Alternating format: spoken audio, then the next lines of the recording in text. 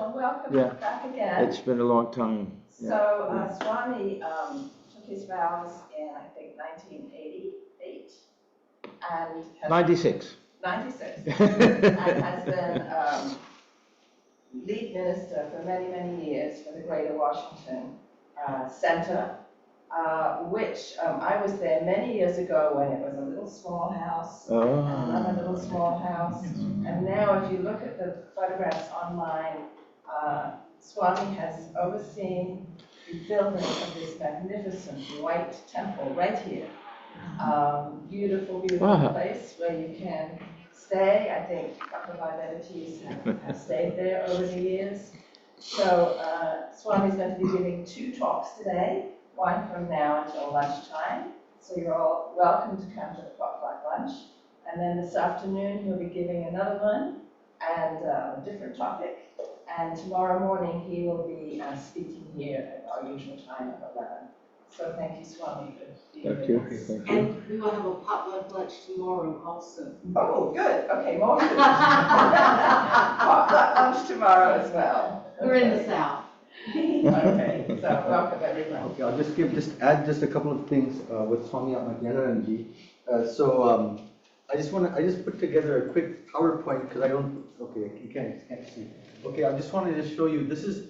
I had the privilege to live with Swami Atmajnanananda for about 7 months, and so just want to add a few words because he'll never talk about himself, but we should actually appreciate what we get. So first of all, he got a PhD in Indian philosophy at the University of Pennsylvania. Is that right, Swamiji? And he's I would say between proficient and fluent in Sanskrit as well as Bengali. And so he gives these talks also in Bengali, the original Katamrita in Bengali, and translates into English. And so he's really a rare scholar of our order. But in addition, as Swamiji said, he wanted a combination of the head, heart, and hand. So I find that with Swami Atmajnanananda, he's an expert carpenter. And I just want to, this is the temple of Washington, D.C., and he had these domes imported from India. Go to the next slide, please. This is the only this marble image was made by, I think, B. Paul, right? Benny Paul. The same company that made the original marble image of Ramakrishna in 1937. Actually, G. Paul. G. Paul. G. Okay, Paul. G. Paul. Yeah. And actually, I went to the, I didn't tell you in my pilgrimage, I went to this Kumar Tuli. Yes. So I went to I saw the original image there. The original plaster is still there. So Swamiji had the same image made of Ramakrishna from the same company, and it had it shipped over to America. And this is, I believe, to my knowledge, usually we have worship done of a picture in all the Northern American centers. This is the only center where we actually have the image, worship of the image done on a daily basis. And you can just see the slide. We'll go back, and this you see where he's staying. Guess who constructed that altar? Our Swami Atmajnanananda.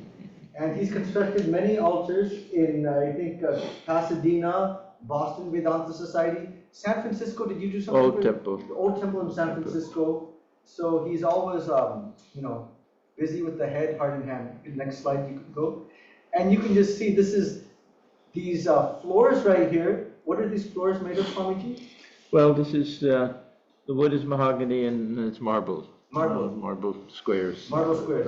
So one thing I stayed there, I think, from August to February of 2012 to 13. No, 13 to 14. So in the wintertime, it gets quite cold. That year I was there, it was snowing that year. So these floors, they heat up too. They're temperature controlled. So he really plans a lot. One more slide is there? And you can just see one thing about the DC Center too, it's very broad. The stairs, everything is very, very broad and spacious. And I couldn't get a picture of it, but I wanted to show them the basement. The basement has like a deluxe kitchen. That's where they do the cooking for sometimes. How many people come for your pujas? Yeah, Durga Puja will be the biggest. We'll get over 300, 350 people. So they have like a super-sized kitchen there where the devotees can prepare. And so that's why I just wanted to give that quick introduction. So one thing about Swamiji is that in spite of his deep scholarship, what he likes to do is keep things practical. And he really wants it that the devotees can have something to take away. So we're very blessed to have him. And I would say have questions.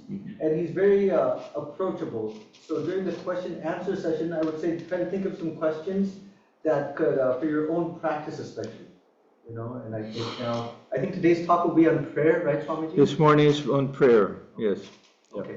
So that's what's just a subsequent introduction I wanted to give. We can Okay. turn that off Okay. now. So Swamiji, please. Okay, thank you. Thank you, Swami.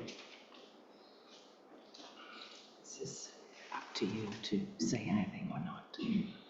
Okay. Yes. Okay. Yeah, you can. Okay. Okay. Violet, it's your birthday. Okay. Okay, so special happy birthday and many, many happy more. Very nice occasion that you could be here on this day. Yeah, very good. Okay. So it's very nice to be here. As I was saying, it's many years since I've been here. First with Swami Yogeshanandaji, and I knew Swami Yogeshanandaji way back in the mid-1970s, that he used to visit Philadelphia sometimes. He actually spent time in Philadelphia with Swami Yatishwaranandaji in the 40s. Yeah. And he was a good friend with one Dr. Michael Fell, who used to invite the Swamis to speak there. So that was the first time I met him. And whenever he came, he was also a good Sanskrit scholar. He would sit in on our seminar at the University of Pennsylvania seminar. Yeah. So I knew him from that time. And Brother Shankara I knew from the very time I joined. I joined in Southern California in 1981. Yeah, so I have a long association with both of the Swamis. Yeah, so it's very nice to be here. Thank you for the invitation. Yeah. And of course, brother here I've known since he was younger. Yeah, he and his older brother. Yeah, I got to see both of them join first because their parents were mainstay, still are devotees of Southern California. And very, very wonderful people. So he comes from a great family of devotees, and so I feel very close to everyone associated with this center. Yeah, yeah. And I have some special affection for the whole civil rights movement and Dr. Martin Luther King and everything. And we had a quick visit there yesterday. Yeah, so I'm very happy to be here. Plus, we went to Stone Mountain this morning. Climbed all the way to the top. So, yeah. So I've already done a lot here. Okay. So yes, I like things informal. I don't mind questions even in the middle. You can, if any question arises, stick up your hand or say something. I won't mind at all. The topic today is the transforming power of prayer, and I specifically gave this title and wanted to emphasize this idea of transformation because when we ordinarily think of prayer as a kind of two-way street, we pray for something and we get something in return. That we don't know exactly how it works, if it always works. We wonder why sometimes we may feel the prayer is answered. Sometimes we feel that we don't know who we're praying to. But there's a certain power to prayer. And the one thing I want to emphasize is even if we have some question about who we're praying to, are our prayers going to be answered, do we know what the best for us, all of these things, that prayer is a very, very important spiritual practice. And when we look at the teachings of Sri Ramakrishna, when he's asked the question, what is the way? This is the most important and the common question in the Gospel of Sri Ramakrishna. We'll read this over again. Upay ki. They'll say, yeah, what is the way to realize God? then generally there'll be a list. You know what the first thing is, first reply normally is? Most common first reply. Holy company. Yeah, if you go through and see, he'll give it different lists at different times, but generally holy company is the first.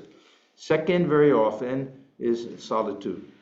So he'll say, if you can't get holy company, go into solitude from time to time. Third, very often, is prayer. And when we read the Gospel of Sri Ramakrishna, we find that not that he emphasizes prayer so much, but he prays in front of everyone. That this is his method of teaching, that he'll start talking to the Divine Mother. And he'll do it as a teaching technique. He'll do it in order for us to learn how to pray. And for Sri Ramakrishna, prayer was always prayer for pure devotion, for pure love. It was never a selfish type of prayer. He emphasized that. So, as a spiritual practice, prayer is something that's extremely important and extremely helpful in spiritual life. Even for the non-dualist, even for the one who doesn't have much of a conception of a personal God. Because we'll see there's a whole Buddhist tradition of prayer, something called Buddhist prayer, where they may not believe in God at all. And yet, prayer turns out to be something extremely valuable and helpful because of the transformative power of prayer. So this is kind of the basic theme. The word that's generally used in most modern Indian language in Sanskrit, prarthana. Prarthana, it really means seeking something. Now, we may think that is there any type of prayer, perfectly unselfish prayer? No, prayer is selfish. From the point of view that we're seeking something, artha, we have an intention. We have to have an intention. That intention may be unselfish. We may only pray for the welfare of other people. That's okay, but it's always for something. We're intending something. We won't pray unless there's some object that we want to accomplish through that type of prayer. So we shouldn't feel bad. Some people will say that we rely on God. That why do we have to pray? The Divine Mother knows best what's for us. That there's no point in doing that. We're missing out if we take that attitude. These things are true. We may understand that these things are true. We also may understand that some of our prayers may not be realistic. Say one of the common prayers that we do is this Sarve Bhavantu Sukhina. May all beings be happy. Now, is it possible for all beings to be happy? May all be free from disease. Is it possible? Are we praying because we think this is a realistic prayer? May all only have good things happen in their lifetime. May no one suffer. It's unrealistic. And yet, it's a way of expressing that longing of our heart, how wonderful it would be if we could eliminate suffering and eliminate the illness and sickness and everything. So it's an extremely helpful type of prayer for us. Will it help other people? Perhaps. That's the big question mark.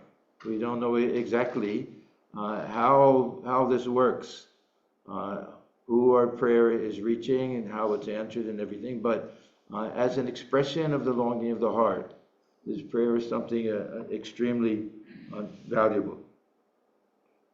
So the emphasis this morning will not be so much on we're praying to a God who will hear our prayers and who will answer them or not answer them, but how it affects us, this transformative power of prayer. So whether we believe in a personal God, we may not have any conception of that. We may be extreme Advaitins. Everything is the self. I am everything. For everyone, there's a certain type of prayer that can be of value. So this talk is really, I would say, in part geared for those who have doubts about prayer, why we pray, who we're praying to, are these prayers answered? There are some people that have absolute faith and they don't need to talk like this at all. That they say, yes, I know that my prayers are heard. I know that they'll be answered in time. If it's a prayer that's not really for the well-being of myself or others, that it won't be answered, but it's for my good. Some people have that absolute faith, and they don't have to bother about all of these things. So this is for people like me who think too much, and question these things and want to know, am I talking to the wall? What am I doing when I pray? Is there any real value to it at all? So I find personally that prayer is extremely helpful. It's extremely valuable and much easier than meditation. And it can be done with more intensity of heart and more intensity of feeling.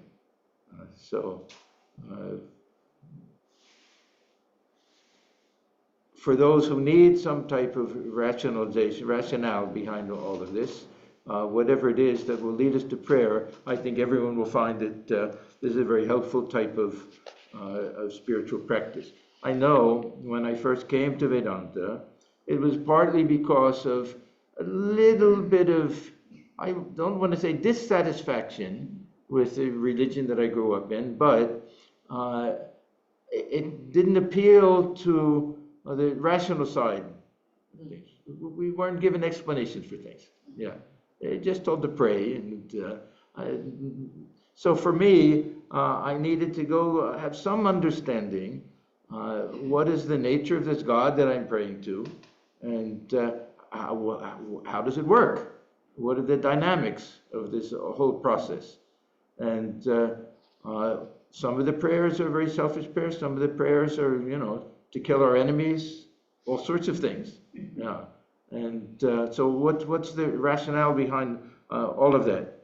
So even in Vedanta, we'll get different types of answers to these questions, because people will ask, why was my prayer not answered? So we come up with very good types of answers that if a child wants something from the mother, and the mother knows it's not good for the child won't get it. That, or sometimes we say every prayer is answered, but sometimes the answer is no. So we get these types of answers, or that everything it comes from within, that we don't know exactly how it works. We shouldn't think of God as somewhere far away, God dwelling within our hearts. We'll get all different types of explanations, and then we have this whole question of karma. Well, will we get things because we pray or because we deserve them? That this is the result of past action and everything. One thing that I've learned in Vedanta, and this I think is one of the most important teachings of Swami Krishna, that everything is spiritual attitude. It's not always what the objective truth is, because we don't know the objective truth. So he used to repeat a line from a song very often, Jaman bhav temni labh. Jaman bhav temni labh. That we gain according to our spiritual attitude. And if we do something with great love and devotion, then we'll be the winners with all of that, no matter how it works. So even some of these very big questions, see, in Vedanta we fight all the time about is there absolute oneness between God and the individual? Is this world absolutely real? Is this world illusion? Are there many jivas or only one? We fight about all of these things, and in the end, they're not terribly important. They're not terribly important. And Sri Ramakrishna, what he says, each one is a spiritual attitude, and each one can take us to the highest goal. And ultimately, the real final truth is nothing that can be expressed in words. It's something that has to be experienced. And the expression in words is where we get into trouble. And this is where we have quarrels and all the fights. But for Sri Ramakrishna, everything is a legitimate spiritual path. Now, This doesn't mean that we can do whatever we want. This is not a type of relativism, that it has to be something at least ethical and moral and some legitimacy to the path. But when he says this, Joto mo toto pot, this is the famous statement that all of these different spiritual traditions and everything are simply paths to get to God. That it also includes the different schools of Vedanta. That whether we're dualists or whether we're non-dualists or something in between, these are all legitimate spiritual paths that we can take to God realization. And when we get to that final goal, then we can't say anything about it at that point. Yeah, I'll relate a very interesting conversation that took place with Sri Ramakrishna and some devotees. Girish Ghosh was there. You all know about this Girish Ghosh. He was the brilliant playwright and one of the most devoted disciples of Sri Ramakrishna. Sri Ramakrishna was giving this illustration that the individual, it's like a container filled with water. So picture this body like a container. The mind is the water, and we have the sun above, and the reflected sun will be the individual soul. Yeah. So now, are there many? So we have 10 containers, and each one has its own reflection. Are there many individual souls? Well, from the point of view, if the individual soul is the reflection, there are many reflections. So they're right, those who say that. Then the others, they say, no, there's only the one sun. They're also right. Yeah. So it's not such a big battle. But Sri Ramakrishna, he goes on. He says, so you have 10 containers with water, and you have the sun above. How many suns do you see? So, anybody? 10 in the reflections and 1 in the Okay, sky. that comes to? It depends if you're looking. No, 10 plus 1? Yeah, How many? 11. Thank you. Okay. Okay. Yeah. So then he says, suppose you break 1. Then how many suns do you see? 10. 9 plus 1. Okay. Then you break all of them but 1. So 1 container. How many did you see? Suns do you see? 2. 2. Then you break the last container. How many suns? 1. No. Sri Ramakrishna says that there's no one to say how many suns there are at that time. So this is that state, that highest state of God realization. There's no one to say. We've merged at that point. If there's no reflected sun, that's the individual. If it's only the one sun remaining, no one to say. So his other illustration, the salt doll that wants to measure how deep the ocean is, by the time it gets to the bottom, it's one with the ocean. So there's no one to say at that point. Yeah. So the ultimate truth is something that's beyond words, beyond explanation. But short of that, we want to have some understanding, and as I say, we can't claim that we have any special right to privilege to the truth. That I know that this non-dualistic Vedanta, that is the highest truth. Yeah. For me, it may be. Yeah. For others, this dualistic relationship is more important. I want to feel that God is someone that will listen to me, answer my prayers, will be a source of comfort for me. So that separation of that relationship for others will be more important. If they don't have that, their spiritual life is dry and empty.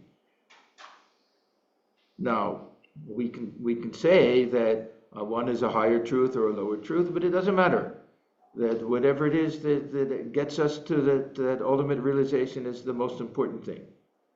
So for Sri Ramakrishna, a little bit a question of what suits us. See, he's not one to say this is ultimately true and this one is ultimately false. He has this very nice distinction. How do we choose a spiritual path for ourselves? Do we like to be dualistic, or do we like to think, I am the self, I am everything? So he says it's a question of what suits us. Ruchi bhed, he says. So the distinction of taste. He gives the example of mother cooking the fish for everything. And then the other, he says, Hajam Shakti, power of digestion. Yeah. So we may like something, but we can't digest it, so it's not good for us. So the point I'm trying to make is that when we talk about prayer, going back to prayer, whatever our spiritual attitude is, whether God dwelling within, whether God is transcendent, whether God is personal, impersonal, that if we can find a way to allow us to feel comfortable with prayer, it'll be very helpful. And one of the problems nowadays, I feel, is that this term dualistic, has become a kind of dirty word. That if you say something, say, oh, that's dualistic. Then as if it's of no value. For Swami Krishna, he felt that this was how we establish a relationship with God. We start out that way. Swamiji himself, Swami Vivekananda, who was such a great jnani, that he said we all start out as dualists in the path of love, in bhakti yoga. And this cord of love brings us closer and closer and closer and closer until we have that union. Now, in that state of union, is it identity, or is it two becoming one? No one can say. This is the whole point. After realization, the dualist will say, yes, I was united with the beloved. The non-dualist will say, I realize that I am that self, that I am one with the Brahman. But in that state, no one can say. That's the state where only the sun is there. Yeah. So these are all legitimate. Now, what Swami Krishna does, which I think is really brilliant, is that he'll say that there is this ocean of consciousness. There is this oneness. This ego is like a stick on the surface of water, giving the appearance of separation one side to the other side. So this feeling of separation is not absolutely true, but as long as this feeling of I is there, then we all feel separate from each other, but we understand that we're resting on that same ocean of consciousness. We all feel that oneness and separation at the same time. Yeah. So there's a little bit of a diversion, but just to show that these are all legitimate spiritual attitudes. We shouldn't get into fights over which one represents a higher truth or lower truth or anything like that. Really, for Swami Krishna, he understood for most people this path of devotion. And the path of devotion requires some sense of separation. Now, we may have this understanding that there's ultimately oneness, but at least some feeling of separation. And for Swami Krishna, he preferred it. There's a very nice song, a Ram Prasad song, that says, I don't want to become sugar, I like the taste of sugar. Yeah. So that means that becoming sugar is something that is also true. Now, the extreme dualists will say you can never become sugar. You'll never be one with God. So for Swami Krishna, again, it's this attitude. Yes, this oneness is true, and this separation is also true. Because this feeling of I is there that comes in the way. So I like this idea very much, that we can have a different spiritual attitude. And the point I keep getting back to is that even the jnani can have a spiritual attitude which will allow for prayer, because this will turn out to be something very helpful. The dualist has no difficulty with this. Those who feel that there's a God who is a personal God who hears our prayers and everything, there's no problem for that. But those who really like this Vedantic idea that individual soul and the Supreme Soul are ultimately one, even for them, as long as this feeling of separation is there, then this prayer is something very, very, very, very helpful. But when we read Vedanta, we read Swamiji, we get confused sometimes, because Swamiji will talk about who are we praying to? We're only praying to our higher self. So sometimes we'll see things like that, and we'll wonder about this prayer. I remember many years ago, we had a wonderful Swami of our order, Swami Lokeshwaranandji. Yeah, he was the head of this huge institute of culture in Calcutta, And he came on a trip to the West. He came to California. And were you there at that time? Yeah. Yes. And he spoke in Hollywood, and I remember the first words that he said, which was really, I thought, very bold of him and very shocking. He said, "There is no personal God in Vedanta." Yeah. Wow, right, yeah. And what he meant was, really in the Upanishads. Vedanta means the Upanishads mostly. Of course, it includes the Gita and everything. So we know, if Vedanta, we take a very broad picture, of course, the personal God is very important. But in the early period, Vedantic, Upanishadic period, everything was this impersonal absolute reality. Yeah. So if we restrict Vedanta to what we have in the Upanishads, then we find that prayer doesn't fit in so nicely. But Swamiji said another great thing, that spiritual truths are universal and eternal. They're discovered in time. So when we get to the Bhagavad Gita, we'll find many things that weren't in the Upanishads. Now that we say that the Upanishads, that's the ultimate authority. If it's not there, then it's...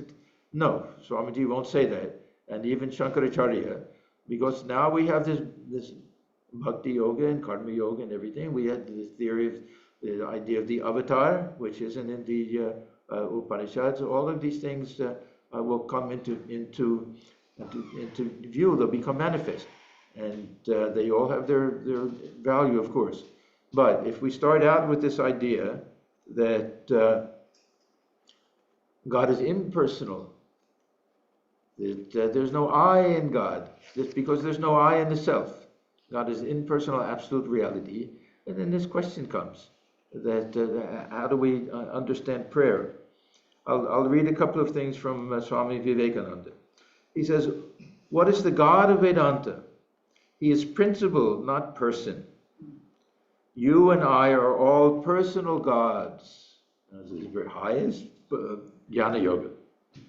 You and I are all personal. I remember when I read these things, I was just thrilled, yeah, because it gave some meaning to things for me. Yeah. The absolute God of the universe, the creator, preserver, and destroyer of the universe, is impersonal principle. You and I, the cat, rat, devil, and ghost, all these are its persons. All are personal gods. You want to worship personal gods. It is the worship of your own self. Now, can you imagine he said these things to Western audiences? Yeah, I can imagine how this sounded to them. If you take my advice, you will never enter any church. Somebody said to Swamiji, if you had said these things 10 years earlier, they would have hung you up. Yeah. Yeah. If you take my advice, you will never enter any church. Come out and go and wash yourself again and again until you are cleansed of all the superstitions that have clung to you through the ages. Yeah. So, another quote. When I was a child, I was told by someone that God watches everything. I went to bed and looked up and expected the ceiling of the room to open. Nothing happened. Nobody is watching us except ourselves. No Lord except our own self. Capital S. Then again, your own will is all that answers prayer. Only it appears under the guise of different religious conceptions to each mind. We may call Buddha, Jesus, Krishna, Jehovah, Allah, Agni, but it is only the self, the I. So we read Swamiji, and this doubt will come. Yeah, if we really feel we're praying to our higher self, will we continue to do it? We may, yeah, but for most people, yeah, what's the point? Yeah, this is like talking to them, but praying to the higher self, it will turn out is not like talking to ourselves. Right. Yeah, this will be the key thing. The self within me is the self within the universe, is the cause of the whole universe. Anyhow, we'll get to all of these things. But so these are all the things that Swamiji said. Now we have to understand with Swami Vivekananda that you had to catch him in the right mood. When he was talking about Jnana Yoga and the impersonal absolute, nothing else existed for him.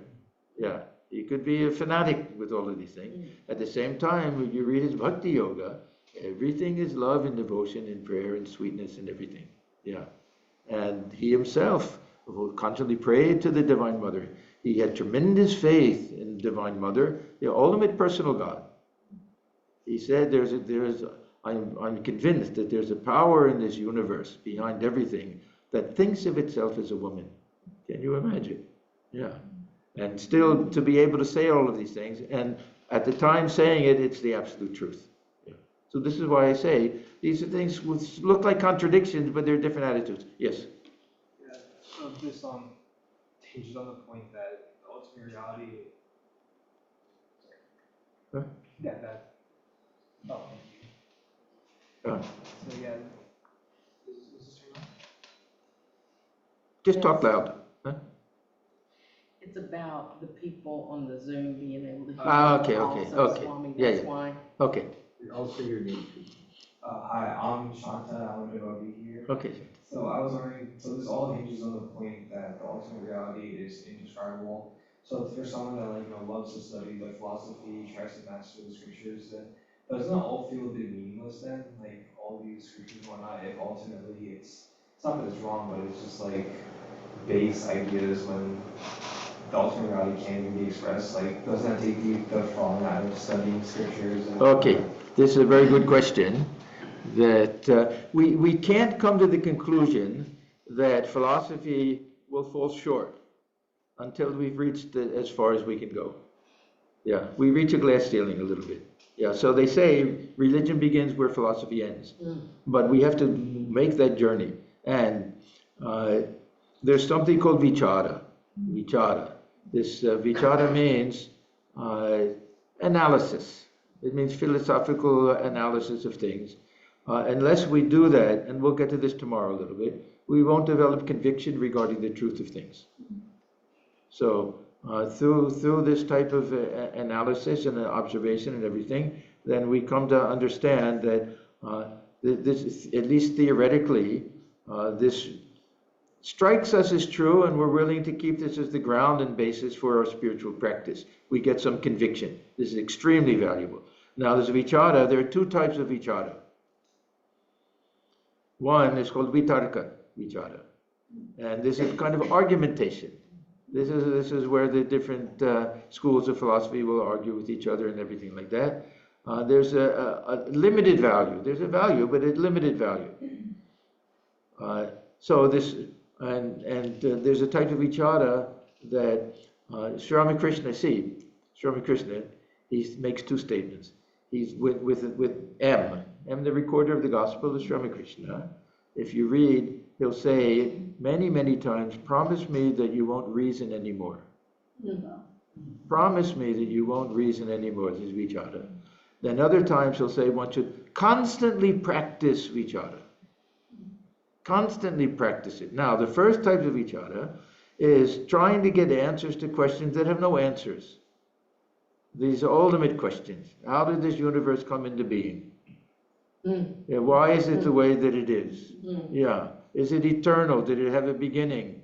Oh, there are no answers to these questions. They're impossible.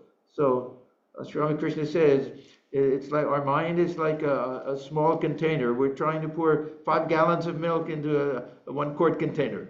Yeah, we simply can't do it. So, but we reason enough until we understand. We come to that understanding that there's a limit to how much the mind how far the mind can reach to these ultimate mysteries of life.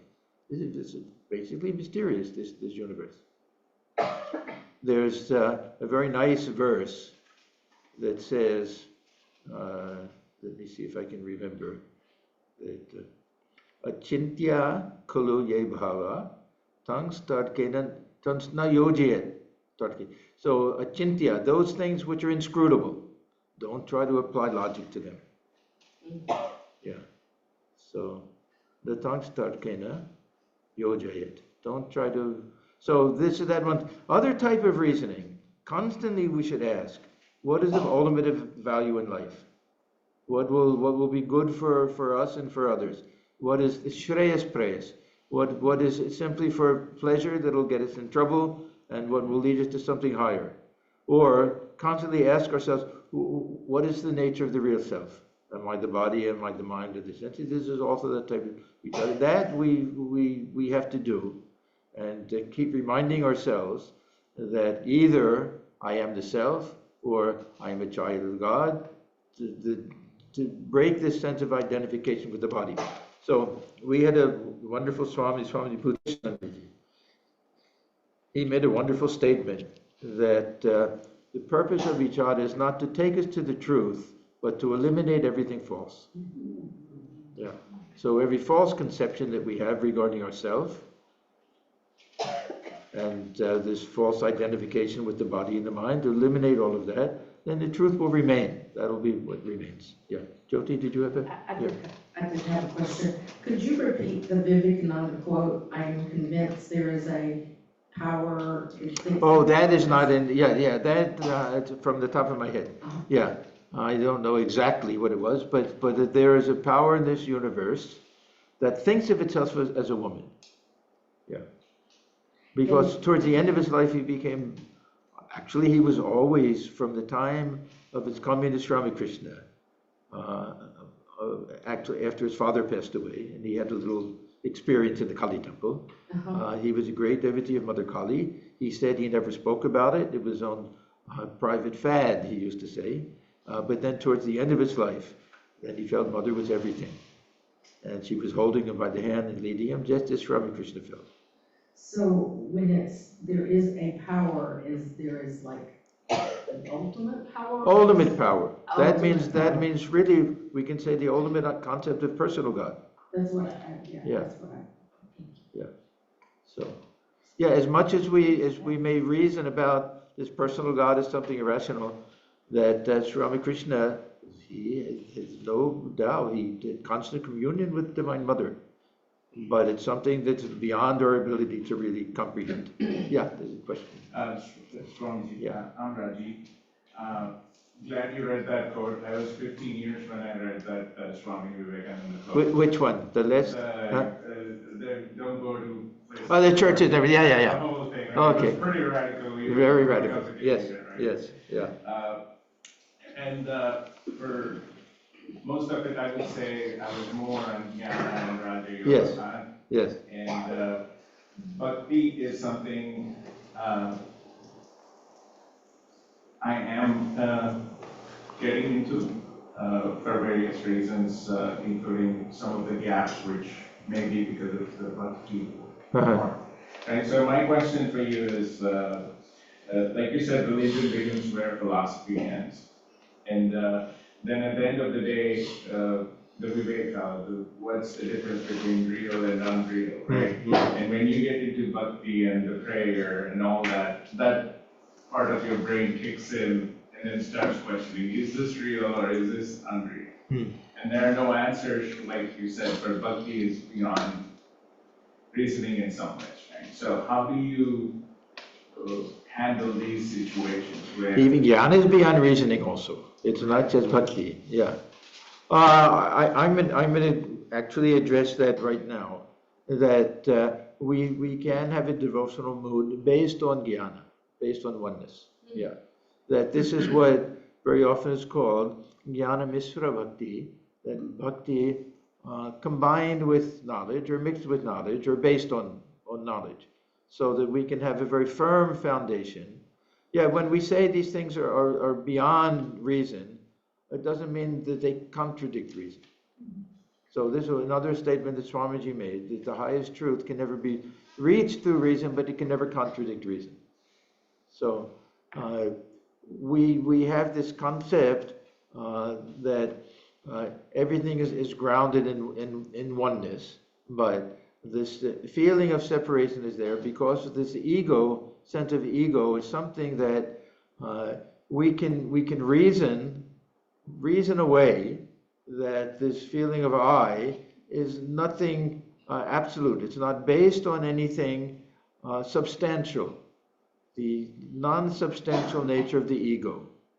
This is one of my favorite topics. I speak very often about peeling the onion. This is one of Swami Krishna's illustrations, that when we peel the onion off, when we get to the very inside, we won't find anything. So if you're looking for this, who is this I that keeps saying I? Is it the body? Is it the mind? Is it the senses? You peel one off after the other, and you find there's nothing there. So there's no substance to this ego. So there's no I. So who is the one who will pray?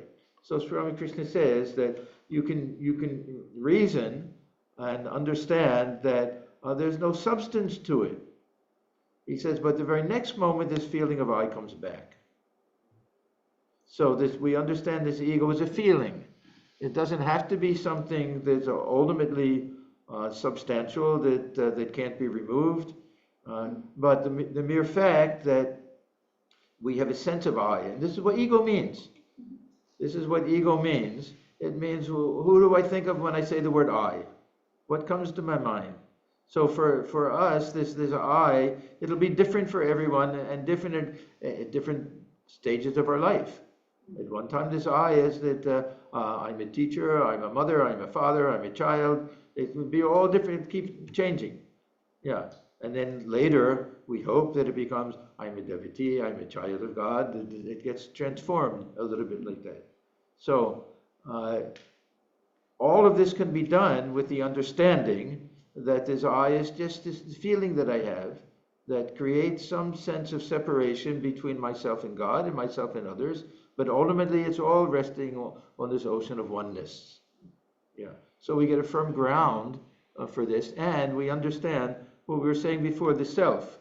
The self doesn't mean I'm just talking, the self isn't just my own individual mind. That the self is that ultimate reality. The self is that sun that's being reflected there, that's being reflected in all containers, and is the source of everything, the ground of everything. So it can be both praying to God and praying to this higher self within, because that's one of the manifestations of God. Yeah, you had a question? Yes. You need the, yeah. Here it is. Just a comment. In that Shivashtakam, 8 verses of Shiva Bhakti, Yes. in each stanza, he asks the question, am I my intellect? Yes. Am I my emotion? Yes. Am I this? Am I my body? Yes. My senses? Yes. And then ultimately, in the last one, and not ultimately, at the end of each stanza, it keeps saying, Shivoham, Yes. Shivoham, Yes. and not my mind, and not my intellect, and not my looks, body, etc. But I'm ultimately the Chidatnanda Rupa Shivoham. So, Shiva in this stanza represents the soul or ultimate.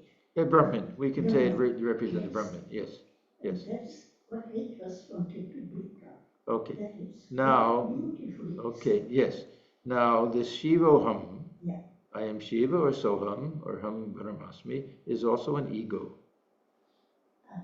Yeah, because it's how I think of myself. I think of myself as one with God. I think of myself, so it's also an ego. Ego doesn't have to be something bad. See, this is this idea of the ego. I have this conviction that Sri Ramakrishna was the most brilliant of all the philosophers. We fail to understand the subtlety of his intellect and how we could explain things and everything. Yeah. So this would be the type of bright ego. Yeah, finish. Right. Go ahead. But isn't it true that for most of us, before our ego is dissolved, we keep questioning, keep arguing, we keep searching, and in that process, as if it comes to the conclusion, no, I'm not this, and not. By principle of elimination, Mm-hmm. you come to the truth. That's not how I interpret. Is that correct? This is the path of Jnana Yoga. Yes, that ultimately what's left, see, we peel away the onion, Yeah. so there's a little space that's there. That little space can be measured, and each onion has its own little space. But if there's no onion, then there's only one space and it's infinite space. And there's no separation whatsoever. Yeah. Now, our condition is such that that state can be reached only in the depths of our meditation or in samadhi. Yeah. Otherwise, we can feel oneness with everyone. That doesn't mean that I think I can see through your eyes and hear what you hear. It doesn't mean that. Yeah. But I can feel that this common ground. I can feel this connection. We have this wonderful phrase, this term, sutratman, that like a thread that connects all of us, like it's all one garland, the thread that goes and everything. We can feel that.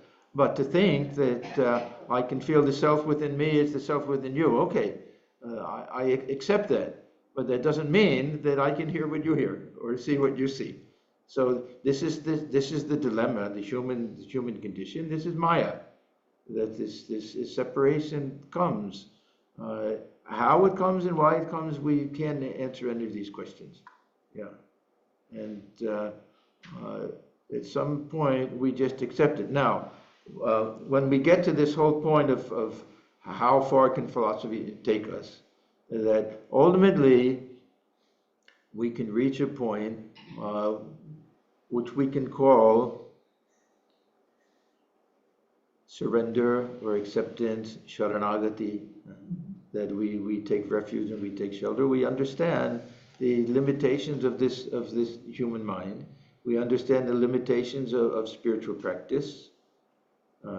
We understand the need to simply let go, and because this reality will as soon as we let go, it'll pull us in. We have a concept of grace. I'm getting away from the subject, but it doesn't matter. Huh? We have a concept of grace in Vedanta that is highly universal and impersonal. That this ultimate reality is trying to manifest itself in us, and we're preventing it because of this ego. I'll give an example. It's an example from the Gospel of Swami Krishna, that the farmer wants to bring water to the field. There are many illustrations about that.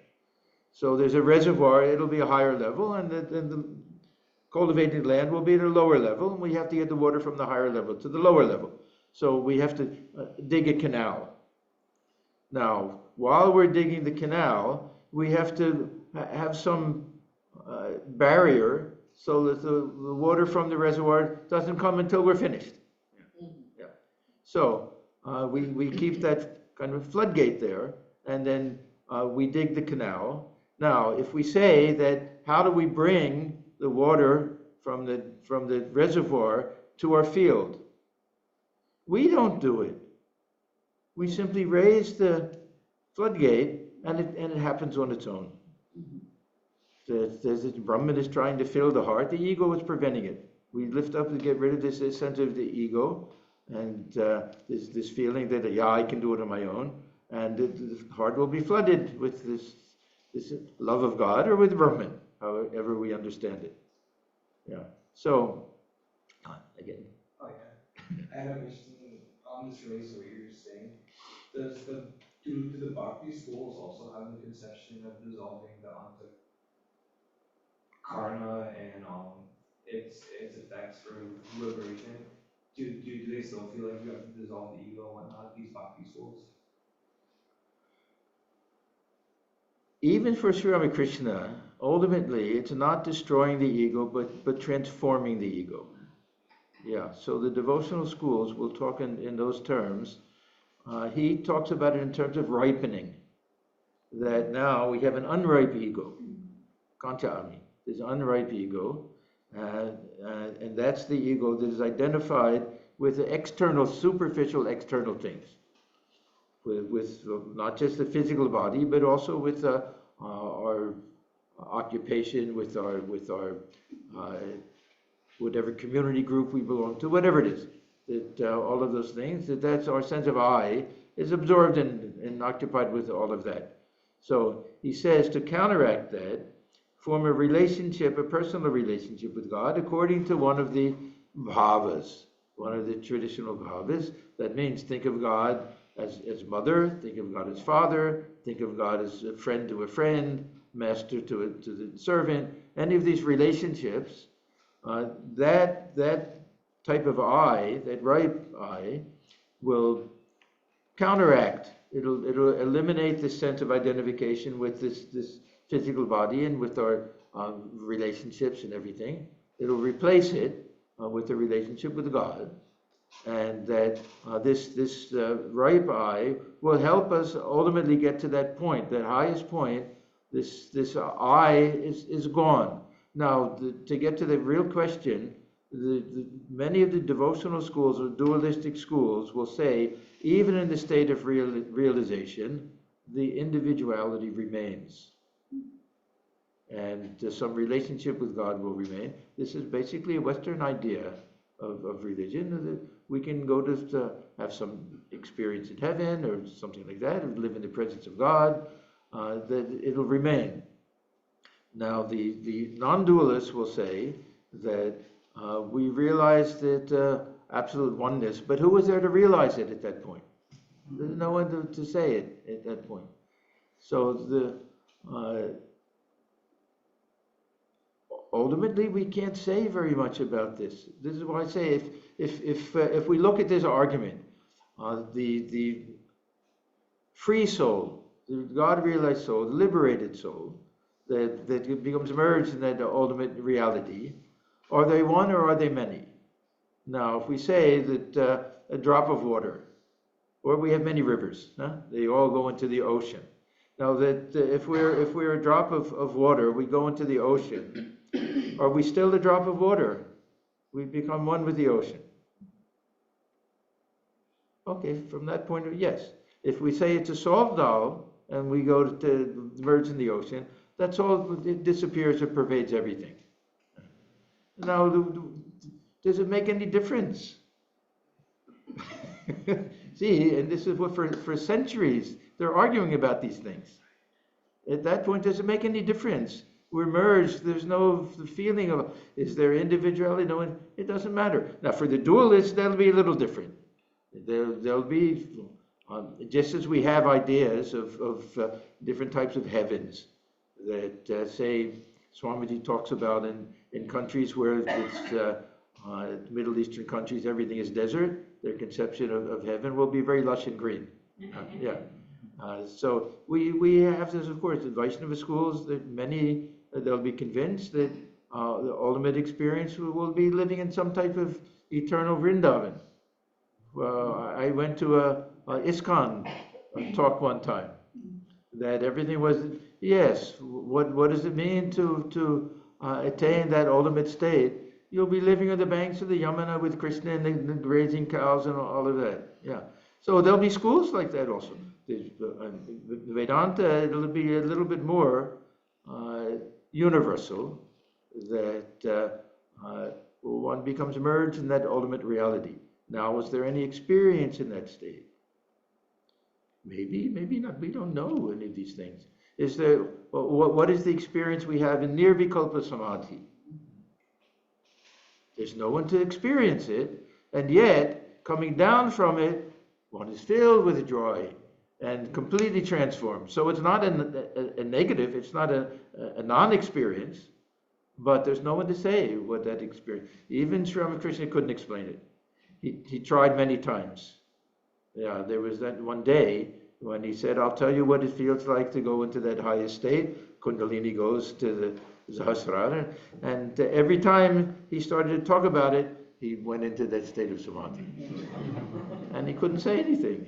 And then we read, he says, with tears in his eyes, he said, today I wanted to explain it, but it simply can't be done.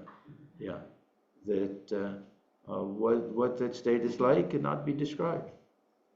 Mukhe bole jahe na. It can't be described in words. Yes. Oh, you need the mic.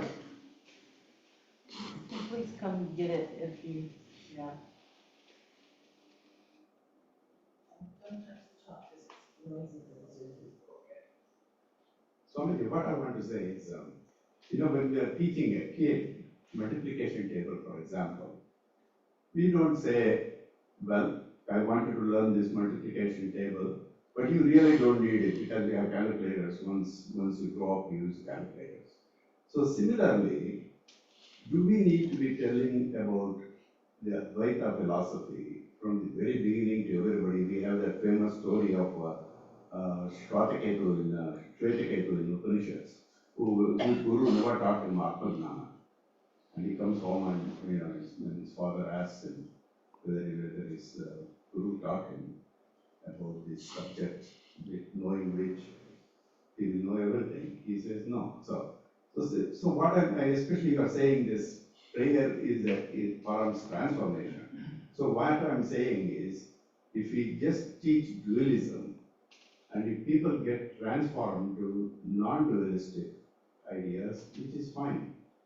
But what is the necessity of teaching both from the very beginning? Very necessary, extremely necessary. Without it, there's only fanaticism.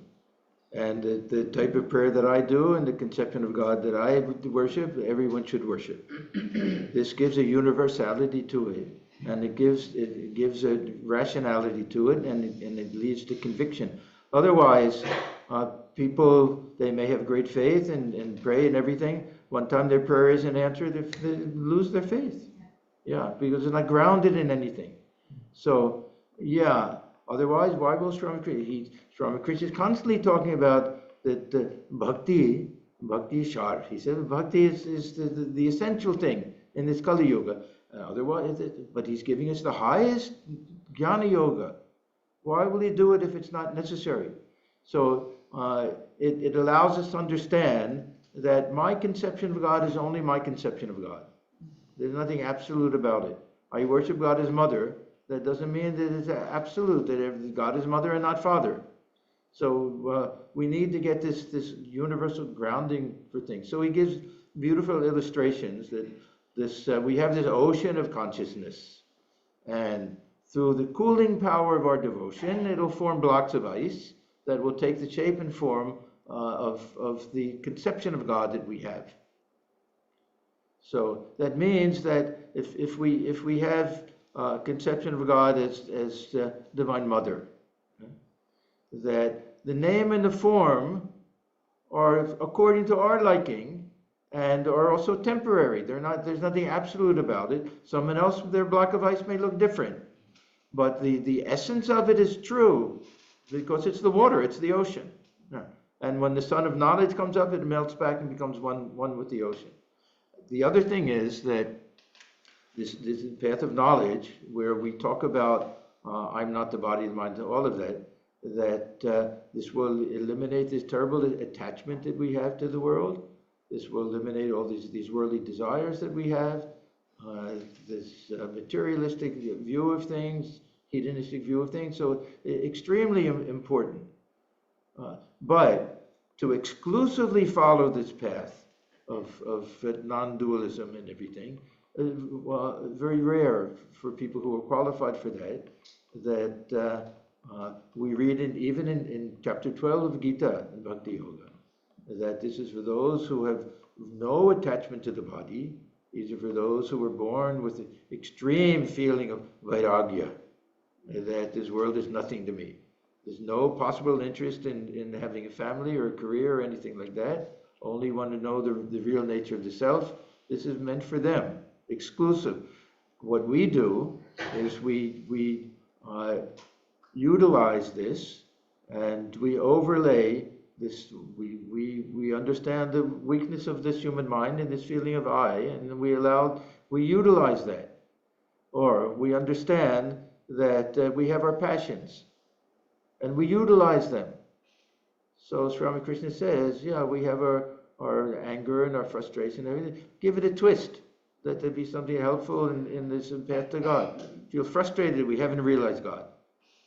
Feel tremendous longing, that be lustful for God realization. Yeah.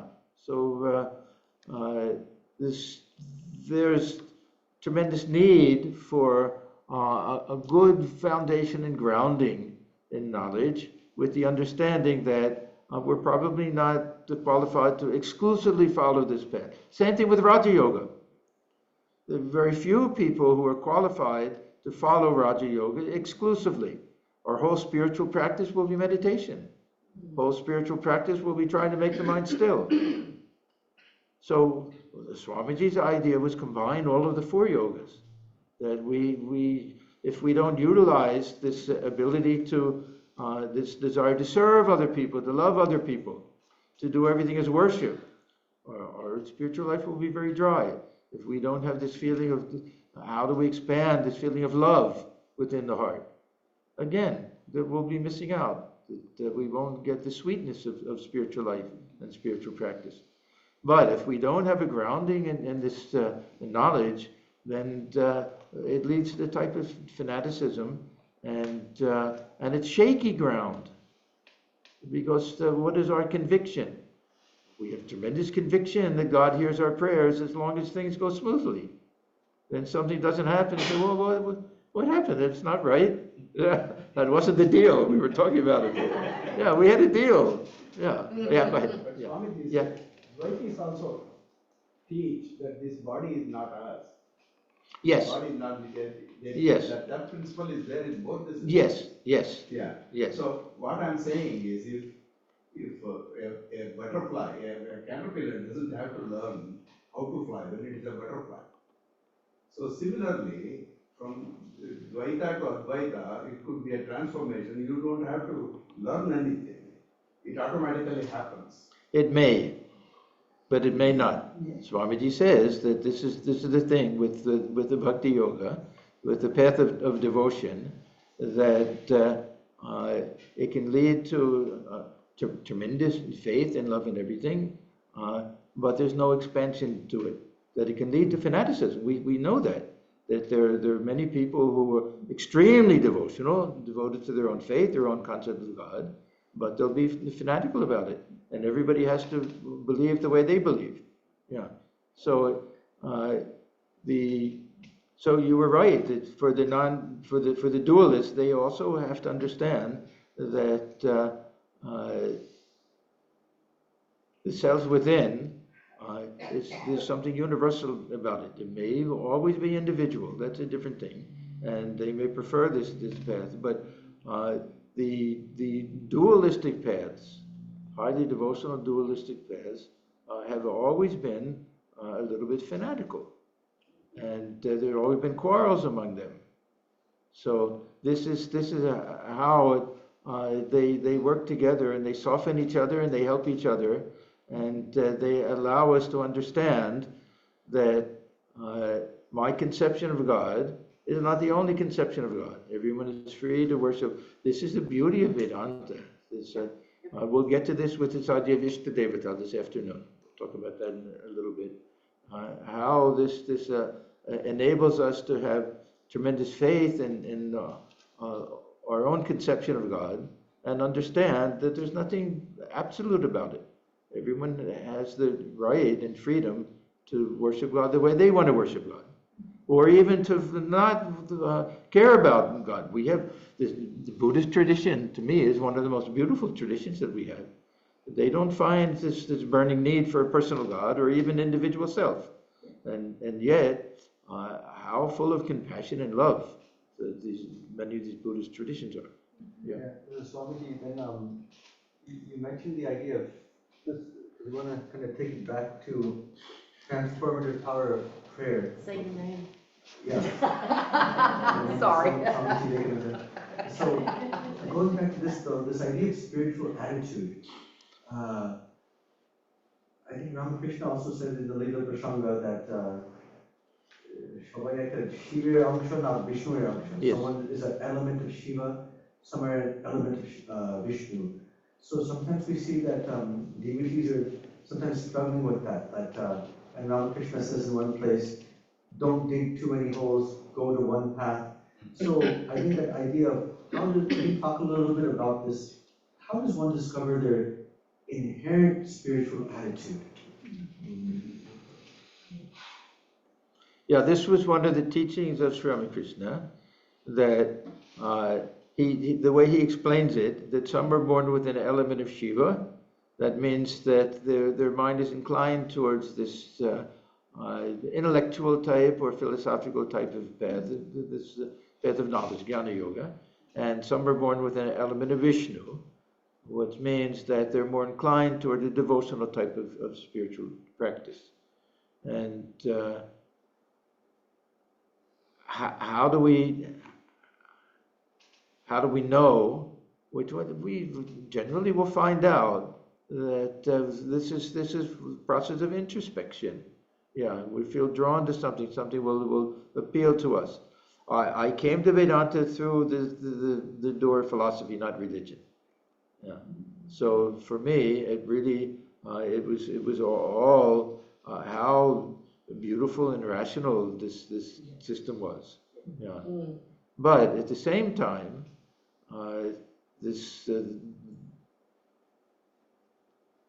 the opposite thing happens, that it gives an understanding of how one can be devotional. We may think that the more we practice Jnana Yoga, the more we'll become Jnanis and not care for all of that. But this is my whole point. It gives a ground and understanding that God that I've been told is somewhere up in heaven, that sitting on a throne someplace and on a cloud somewhere. How it doesn't fall through the cloud, I don't understand. that God is dwelling within in my heart as the witness and the inner controller and God. Then there's a ground for prayer and for a devotion and everything. Yeah. So most people are a combination. Some will be a little bit stronger, and the difficulty is that those who feel a strong inclination for one, especially Jnana Yoga, but don't have this adhikara. I mean, they're not really qualified for it.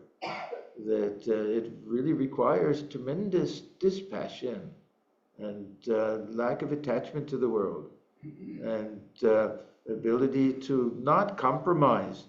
See, the path of devotion, we start where we are. What you were saying. The path of devotion, we don't have to start with this idea, yeah, I am one with God. We can start as, yeah, I am a devotee. I know that, and I worship God. And at each stage, my conception changes a little bit. First, I feel God is somewhere far off. Then as we get closer, this love is like a cord, bringing us closer and closer. Conception can keep changing, becomes more and more subtle. Path of knowledge, the very beginning, we have to say, I am one with that ultimate reality.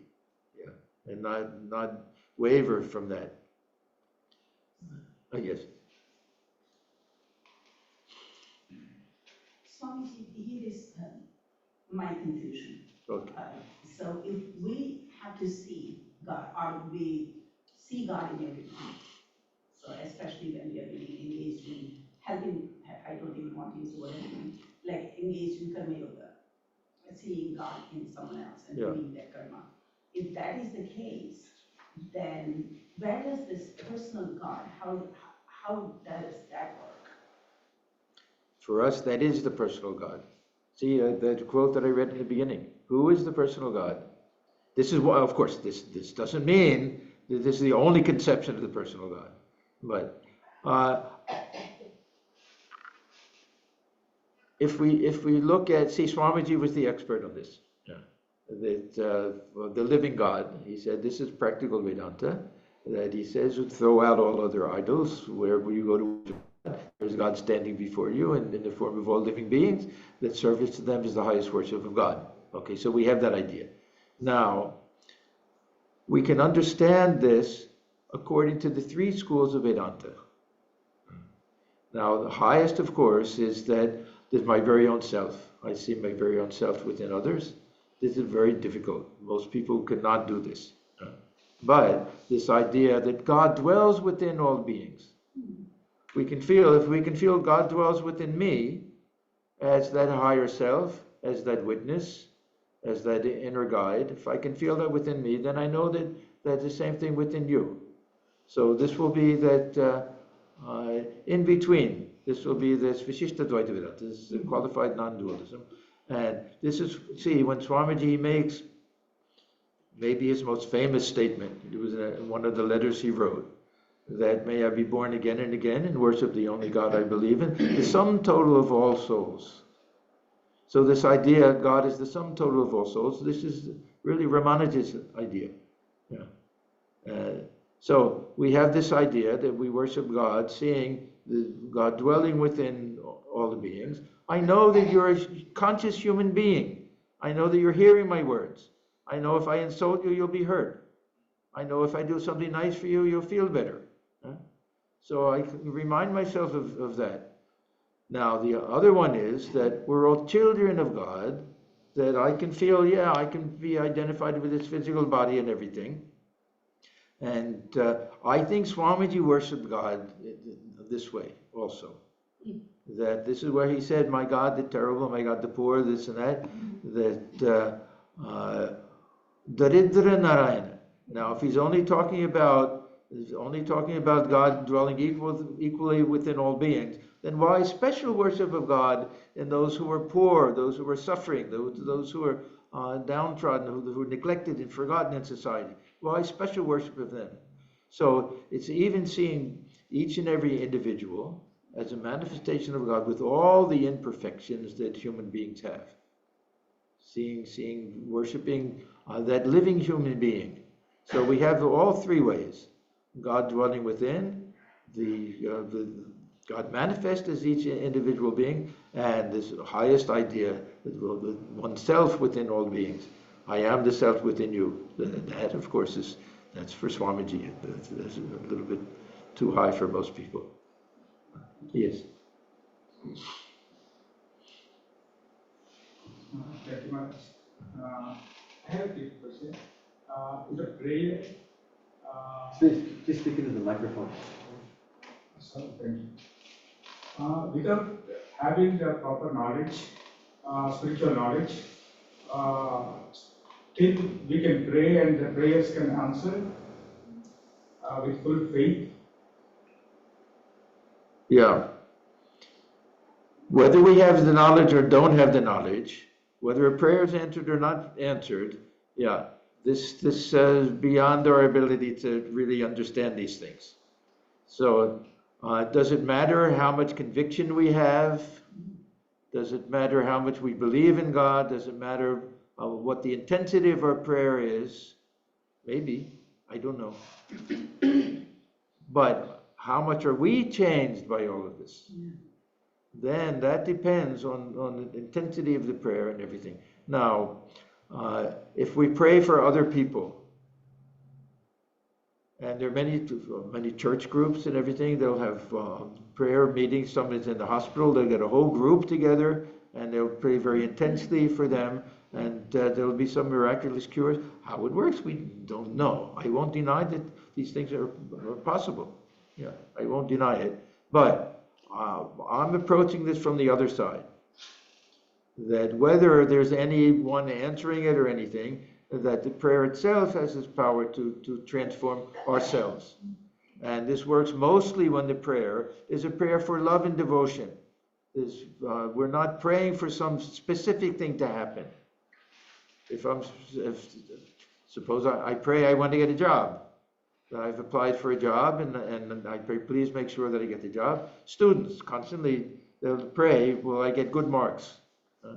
You go to India, everyone will go down and they'll go to the temple and they'll make pranam to the swamis and everything before they take an exam. And they'll pray, well, does it help? I don't know. It may increase their devotion, but if they don't get a good mark, it's because of their fault. Yeah. So, yeah, this is the big question, and I don't want to create doubt in anybody's mind. I mean, if people have this faith that prayers are answered, I don't want to create any doubts in anybody's mind. But my real point I want to make is there's a certain type of prayer that is not for any specific thing, certainly not for any materialistic thing. Sri Ramakrishna said, don't pray for these things. That pray only for love and devotion pray for discrimination and detachment, all of these things. That type of prayer is answered, but how is it answered? Through the transforming power of prayer. Does it require somebody else to bestow these things upon us? This is, now, if people believe that my prayer was answered, good. My purpose isn't to confuse anybody or create doubts, but for me at least, this is the power within prayer itself. It doesn't require someone to answer that prayer. That the intensity of that prayer, if I pray intensely, may my love for God increase. It will increase. There's no question about it. Through the intensity of my longing. So we're giving words, we're giving words and shape, manifestation to the longing of the heart. It has to work. And I believe that this is what Sri Ramakrishna was talking about. Now, can we pray for other things? Can we pray for, of course, for other people? Of course. Can we pray for ourselves that as long as it's not, to harm somebody or anything else, we can do it. It's not the highest type of prayer, but there is this other attitude that a child can ask the mother for anything. Why should we not ask if we want to get a good job? Well, why not say, Mother, I've applied for this job, Mother, if it pleases you, please allow it to happen. If it happens, we can feel that. But this is always my fear when devotees come to me and say that, oh, Thakur saved me, that this was about to happen and I was saved and everything. What would they say when they're not saved? Yeah. That somebody said I was about to have an accident and somehow I veered to the quickly and I just missed my inch. Thakur saved me. What happens the next time when we do have an accident? The Thakur didn't save you. Yeah. Or what about other people? Say, I have this other theory. It's the law of averages. Certain percentage of people are going to get cancer, or are going to get AIDS, or are going to get different types of disease, a certain percentage. And if I say I was saved, Thakur saved me, I didn't get it, I'm happy because somebody else got it. Huh? Yeah. So we have to be a little cautious about the type of prayer. Now, we have a kind of a custom in our order among monks and among the devotees that there's a division of labor. We pray to Sri Ramakrishna only for pure love and devotion. We pray to Holy Mother for anything. Yeah, many of our monks will say that. Is it okay to pray for these things? You ask Holy Mother. Yeah. So Swami's funny. You ask Holy Mother. Yeah. So, yes. Oh, two questions over here. I have a quick question. Oh, okay. Yes, first. Swami and Shekhar. So I have, she has confusion number one, I have confusion number two. Is that when you are saying that devotion, bhakti is not meditation, but when I go to meditation sometimes, not every day, sometimes I can go up to an hour, but I cannot go to bhakti for 1 hour or prayer for 1 hour. So which is better? Okay, now there's a slight confusion. Yeah. That meditation is one of the most important practices in Bhakti Yoga. And most of the meditation, I'll get to this, of course, this afternoon. Most of the meditation that we do in our tradition is a devotional type of meditation. And but the difference is our prayer can only take maybe a couple of minutes or less, but there'll be tremendous intensity. Our meditation may be all over the place. How concentrated are we? If we analyze the mind, it can be roaming around all over, all different types of things and everything. So yes, the meditation will take much longer. We can sit for a long time in meditation, but the intensity, even for a short period of prayer, can be equally or more transforming than the typical meditation that most of us do, where the mind is running all over the place. So it has to be done combinedly all together? There's no has to be, but in our tradition, we try to combine all of them, to integrate all of the different yogas. Sometimes we'll do it all at once, sometimes at different times of the day. Yeah. When we're working, we're karma yogis. Yeah. When we're doing worship, we're bhaktas. Yeah. When we sit for meditation, Raja yogis. So it depends. And then we do our study, spiritual study and everything, jnana yoga. Yeah.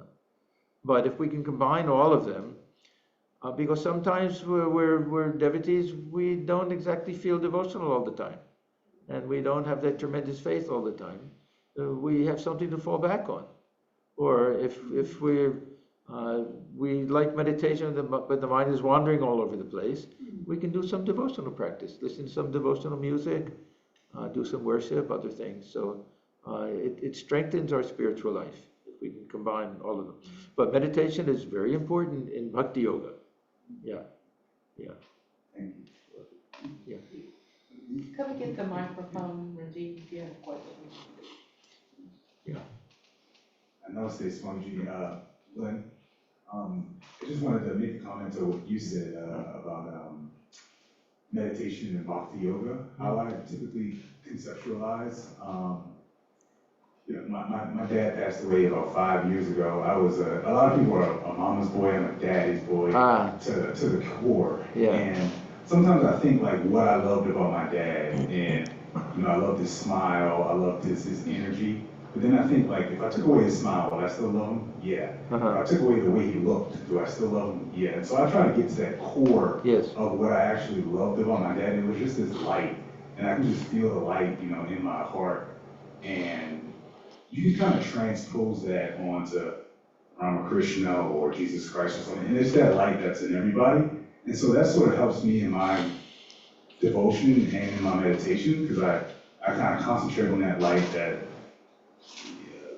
single thing that lights up everybody, that thing that, that draws you to, hug your dad, in the morning, or play with your dog or something like that. It's that intangible feeling or just brightness. And so that sort of helps me with bhakti yoga, concentrating on that, that underlying just love that you have, and meditating on that. That's sort of how I approach that. Yeah, see, this is the secret. This is the secret to one of the main teachings of Sri Ramakrishna, when he says that we have to establish a relationship with God. All of the relationships with God are human relationships. And the reason that we can worship God as mother is that we know the love of a mother. We know that, and we can transpose it. Exactly what you said. Exactly what you said. If someone has a mother that abandoned them or something, where they never have a relationship with their mother, that won't be a good path for them. There are many people that have never had a child. A woman has never had a child, but has always longed for that. And so we have many examples, Mirabai and others, that so they look upon Sri Krishna as their baby, as their child. They transpose, or they know the love of a child, and that it appeals to them, or they like to think of themselves as a child. So they're all, or one has a very dear, close friend, and that sweet relationship between two friends that they can. In India, they'll say eat from each other's plate, do all these things together to transpose that. So this is the whole idea behind what they call bhavas, these relationships, that we know these through human relationships. And this also helps cut a little bit the attachment of human relationships, because now we've made it divine. Yeah. So yeah, Sri Ramakrishna was asked by one of his devotees, can I meditate upon my mother? I think it was M, actually. His mother died when he was young. And he said, yes, one can look upon one's mother as God also. But we have to bring in that, not just the human element, that's the light behind it. Yeah. So that's it, yeah. Swamiji said, you mentioned the rightness of the ego. Yes. So I'm trying to think about like if we eat, like the ripeness of fruit is like it's ready to be eaten. So in that sense, like what is that thing which makes the ego ripe, and like how do we recognize? Okay, it's not just about like in a devotional situation, but in regular life as well. Yeah, I'm making my ego ripe here, and I'm behaving in like an unripe manner. Yeah, actually, we have two different concepts of this ripe ego. One is really ripe, and the other is pretending that it's ripe. Yeah. So one is with regard to spiritual practice. So I tell myself I'm a child of the Divine Mother, and yet I think that I'm an ordinary person. I keep telling myself, so that I try to impress that upon my mind. Or I want to say I am he, I am that, and that ultimate reality. But I go about doing all sorts of that type of ripe ego. It's not really, the fruit hasn't ripened yet, but I'm utilizing that on the path of doing my spiritual practice in sadhana. That I try to overlay a new personality on myself to cover the old one, which is full of attachment and desires and everything, and bring upon a new personality based on this type of divine relationship. Now, those who have this highest realization and come back down from that, this is that real ripe ego that Sri Ramakrishna calls the Vijnanis, the ego of the Vijnani. Now, for those who follow the path of knowledge, when they come back down, their ripe ego is the ego of knowledge. So for Shankaracharya, when he comes back down, that he'll have that feeling, I am that. I'm one with the ultimate reality. This world is nothing but a dream for me. That I know the self to be everything. That'll be the perfectly ripe ego for the jnani. And the devotee, and this was for Sri Ramakrishna, that for him, everything was, I see Mother everywhere. That everything I do, I'm being led by Mother, she provides the words for me, everything is Mother, Mother, Mother. So that's the ripe ego for the devotee. So he says there's the ego of knowledge and the ego of devotion. But what we do, this is called superimposition, is aropa.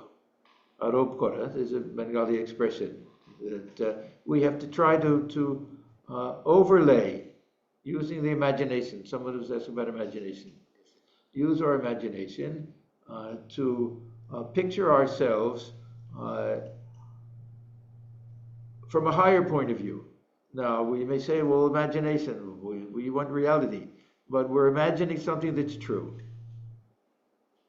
We have this Isha Upanishad, it's very beautiful, that it starts out by saying everything should be covered by God.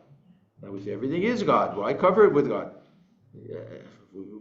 God dwells with pervade everything a manifestation of. Why cover it with God? Because we don't know it that way. We're superimposing something which is just an attitude that doesn't maybe feel real to us, but through that practice we'll understand that, yes, it's true. So through this practice of this ripe ego, that I keep telling myself that I'm a child of God, or I'm one with that ultimate reality, then ultimately that transformation will take place. See, in spiritual life, everything is transformation. There's transformation. That it's not at all mental, that we give too much. The whole character has to be transformed. The heart has to be transformed. Even with meditation, it's more a question of the heart than the head. When we really get to the depth of it, when Sri Ramakrishna says dive deep, it means go beneath the mind surface, get to that heart level. Yeah. So this ripe ego, sometimes it is a type of role playing that we do. But that role is something that is a higher truth than because this is also role playing. Here, I'm here as a Swami, and I'm dressed like this and everything. I'm playing a role. I'm really the self. I'm the Atman, or child of God if we prefer that. This is a temporary thing. This doesn't encompass my being. What I am is the ultimate reality, the witness of everything, or again, child of God. However we look at it. Yeah. Swamiji, to the practical aspect of the Bhava and Yes. relationship, right?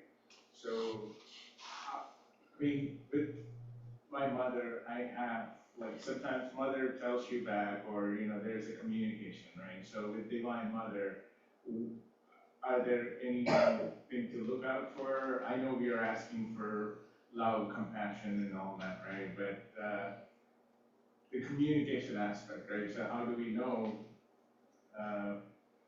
the mother is hearing or not, right? I mean, I don't want to base that on if my prayer is answered or she heard. Yes. If not, then she's not hearing me, right? Yeah, okay. We don't know that. So from a practical perspective, how do you approach this situation? Okay. We have in the Mundaka Upanishad this allegory, we can say, of the two birds on the same tree. Okay. Now, we can say this tree is us, this human body, or this human personality and everything. And the lower bird, does everyone know this story? Yes. No, well, you all say yes, but I want the people who don't know it. Yeah. Okay, so I'll tell the story first. It's from the Mundaka Upanishad, but Swami Vivekananda, he turns it into a parable.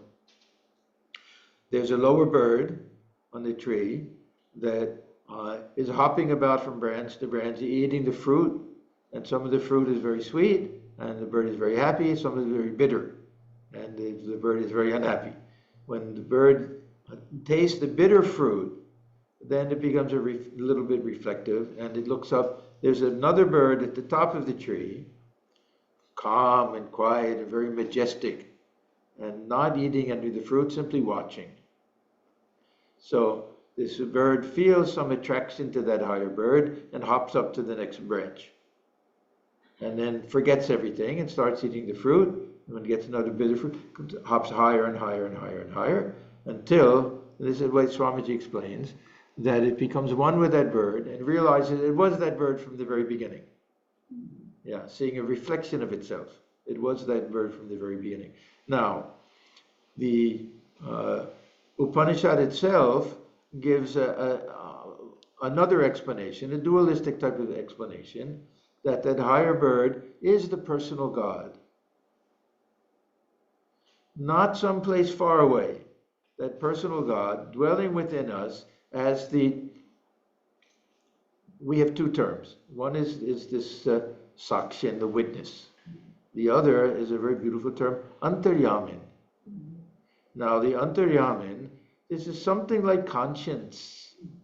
This antaryamin is that indwelling presence of God that will be there as that shining light guiding us somehow.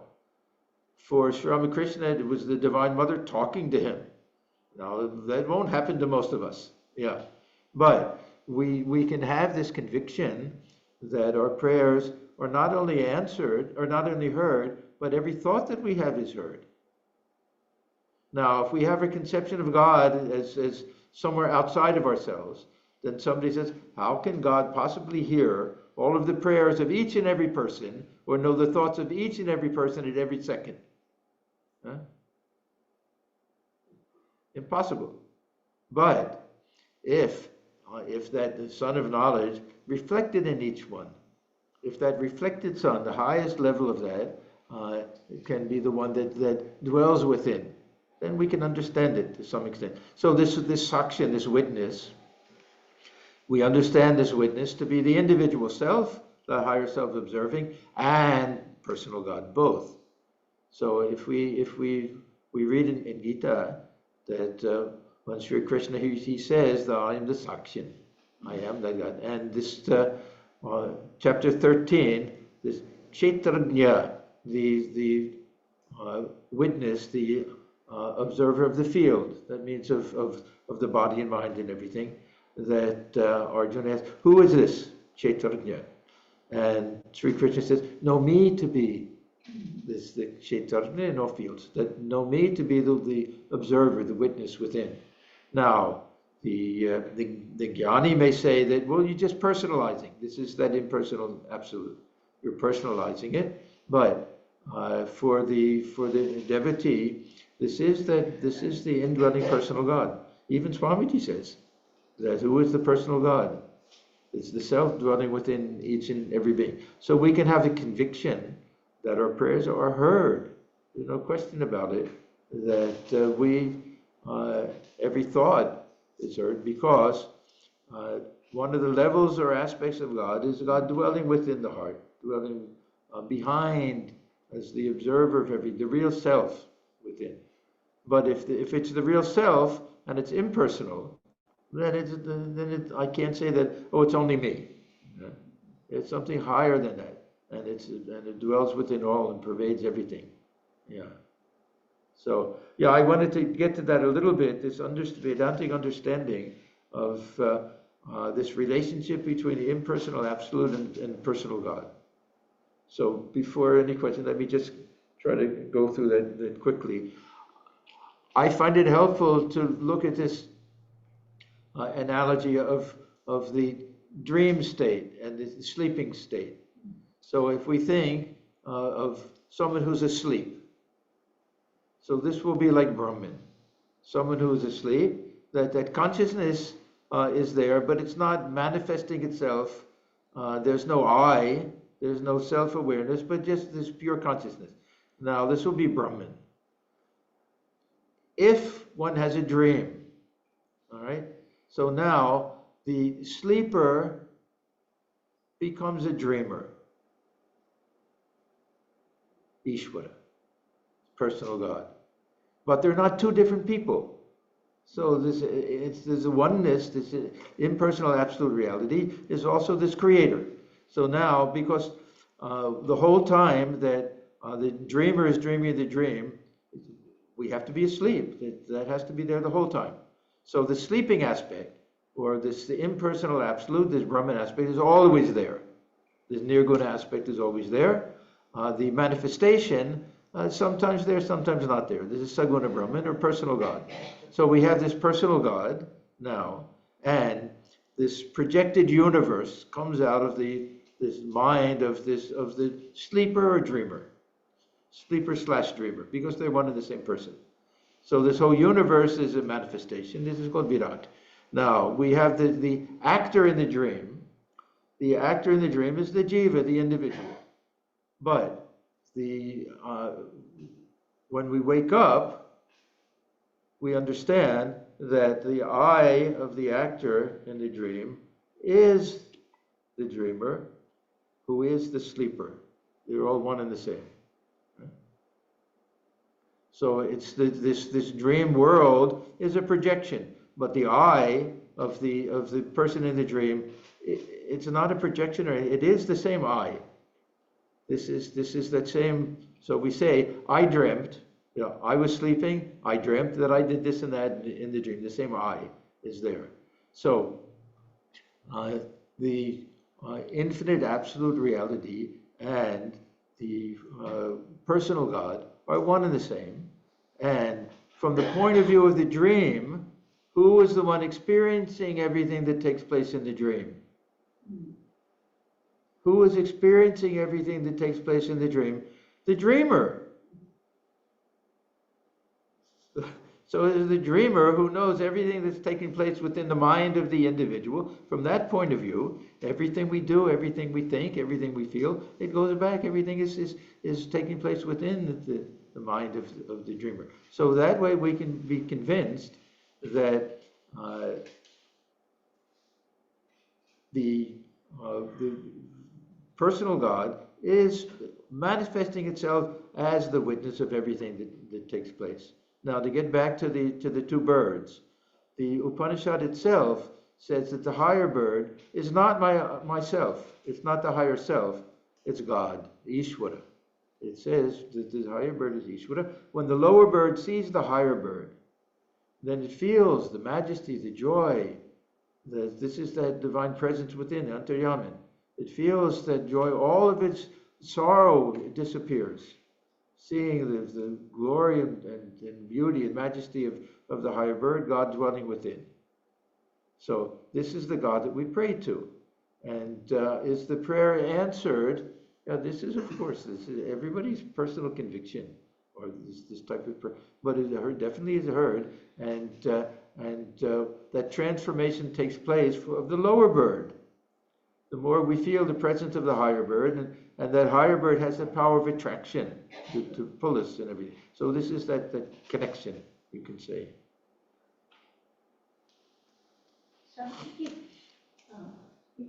Oh, one second. Yeah. Oh, okay, sorry. Namaste, Swamiji. My name is Shailesh. I have a question. When you pray, really, after some time you realize that the prayer is not getting answered. And like you said, Divine Mother knows the best that to give something to the child or not. But if I'm not able to get rid of that desire to accept the will of God, and mostly it is a worldly desire, and it doesn't go away.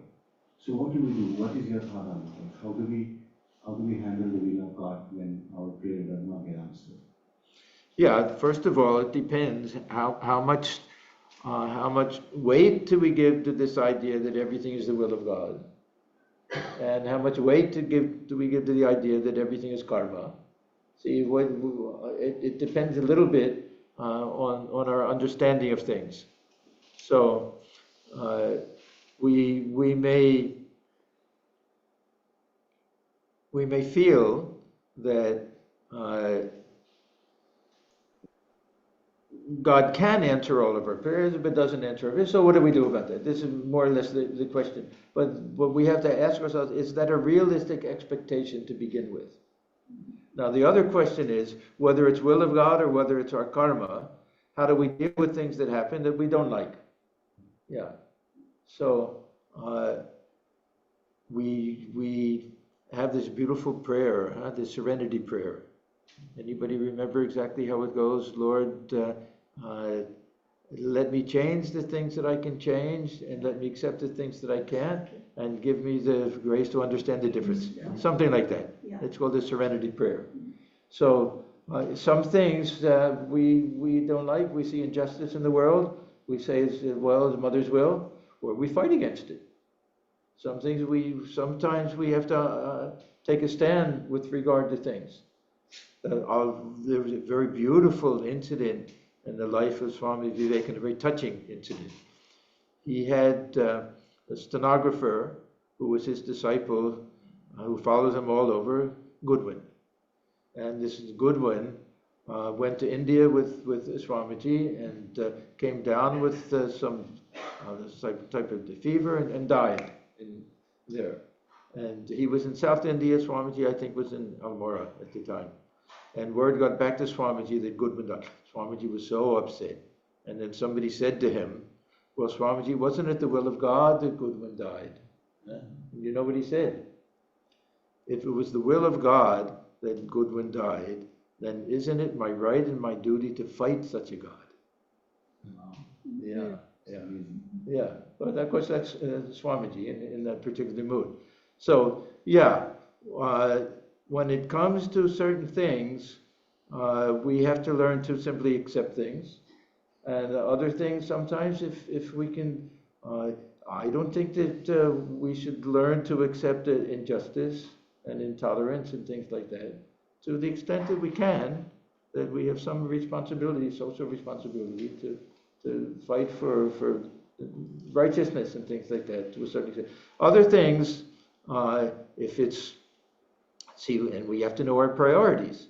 That is it our priority that we want to make a lot of money and have, be best in our career and everything, and accepted the fact that we weren't successful with that? That's a different type of thing.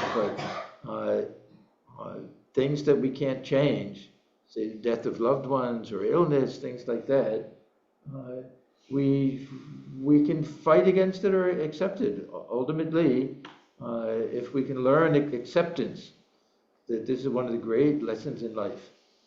And I don't know if there's a trick to it or anything, but sometimes we have no choice. Swamiji says that nature will force us to renounce.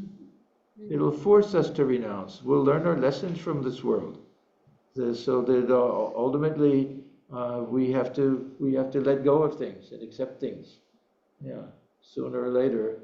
Otherwise, it'll be frustrating. We are fighting against things. Yeah. So, yeah, I don't know if there's any trick or secret to it, but those people who have learned forbearance and acceptance and surrender are very happy people in this world. Yeah, Holy Mother, she said that forbearance is the greatest virtue in life, and contentment is the greatest treasure in life. Yeah. So we'll get contentment if we can learn to accept things, not always fighting against things. Whether we say it was Mother's will, or whether we say it was my karma. I'll tell the story about Swami Swahanandaji, that I went to visit California towards the end of his life, and at that particular time there was nobody to serve him. I don't know what the circumstances were, but there was no attendant. So I said, it's a shame now, your health isn't good, you have no one to look after you.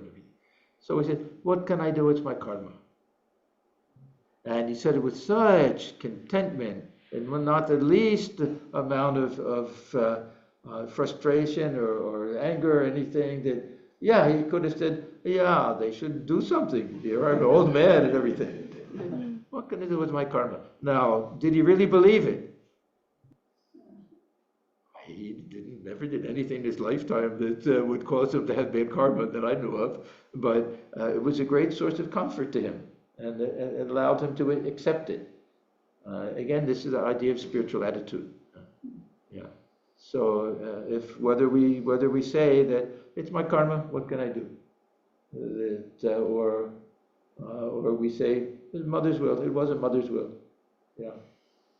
I grew up with that constantly, like my mother, I always heard her say, it wasn't meant to be. And that was the end of it. Yeah.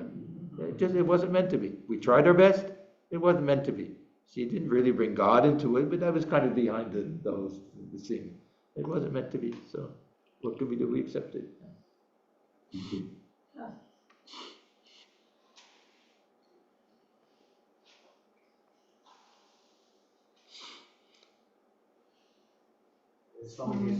What is we have 5 minutes left. Do you Okay. want to, I think that we've got, do you want to conclude something, Swamiji, on this, or what do you want me to do? I can take one more question, and then I think maybe I'll just have a couple of things to read. Yeah. No, I've got somebody. Yeah, go ahead, please. Swamiji, Yeah. is repetition of one's mantra a form of prayer? We'll get to that this afternoon. Yeah. Absolutely. I mean, it can be. Let me put it that way. We can look upon it as a type of prayer. Yes, absolutely. Thank you. Yeah. Oh, wait, you need the microphone. Okay, I think that'll be the last question. What about the purity of heart? You're talking to the microphone. Purity of heart. Pray, listen. Yeah, this is what I was saying, intensity of prayer and purity of heart. Purity, this is the key to everything in spiritual life, purity of heart. Okay, now, before we stop, I just want to mention a few things. There's different types of prayers that we have. If we actually look at them, some of the Shanti mantras, these things lead us from the unreal to the real. They're not directed to anybody specially. Or this Gayatri mantra, that there's no very specific deity. Gayatri mantra, almost to the sun, we can say, symbolic type of thing. And yet, these are so extremely helpful and important types of prayers that may that higher reality reveal itself to us. This is a type of prayer. So this is a prayer without God, we can say. We have this idea. And then I just, let me read this definition of the Buddhist prayer, because this I thought was very nice. It says, Buddhist prayer is a practice to awaken our inherent inner capacities of strength, compassion, and wisdom, rather than to petition external forces based on fear, idolizing, and worldly and or heavenly gain. Buddhist prayer is a form of meditation. It is a practice of inner reconditioning. Buddhist prayer replaces the negative with the virtuous and points us to the blessings of life. So this is just the other idea. If we have any question in our mind about how these prayers heard or anything, that whether or not it changes the mind of God, it changes ourselves. And it's very wonderful, beautiful. The more it can be either for these divine qualities and virtues and everything, or for other people. The more it can be devoid of the selfish types of things, then the better it'll be, the more helpful it'll be. And it'll sweeten our spiritual life. Swami says before meditation, it's very good. Pray for the welfare of all beings equally. All beings equally. And this will take away any selfish tinge of selfishness that really our spiritual practice is for ourselves. But at least this way we start out with this feeling that the prayer of my heart, that all beings can be peaceful and well and everything. So, yeah, this idea of transforming power of prayer, it helps us to understand the dynamics of prayer to a certain extent, that it doesn't require some external power or force or divinity to bestow something upon us. That prayer itself has this tremendous power. The power to change our hearts, power to open up the heart, the power to really remove all of the impurities of the heart, change the ego sense and everything, and open up everything so that we can feel that divine presence within. So I'll stop here then.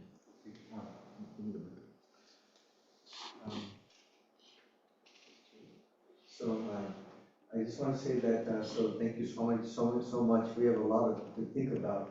And like we've been talking about during lunchtime, we talk about it. So try to, if possible, when we sit for lunch, these ideas that Swamiji has talked about, if we try to engage in conversation about that, that'll help to deepen these ideas that we just spoke about. That's one thing. Secondly, is we're going to have a potluck tomorrow, right? So tomorrow's a potluck, so those of you who are coming tomorrow, please, we'll have potluck after lunch, so everyone can bring something. And the third thing is that regarding cleanup, so Swamiji was mentioning about karma yoga, Shiva yoga. So also, please we need people to help afterwards, after lunch, to help clean up with the dishes and stuff like that. So that's, because now this is all Jnana yoga, right? And Bhakti yoga. So the karma yoga has to be there as well. Okay, so I think we'll now go Swamiji. Okay. Yeah, I didn't cover a lot of the things that I was going to cover, but I'll take it. Maybe we can see in the afternoon session if you want to combine. Yeah, it'll tie in. I'll bring some things else. Okay. Thank you, everyone.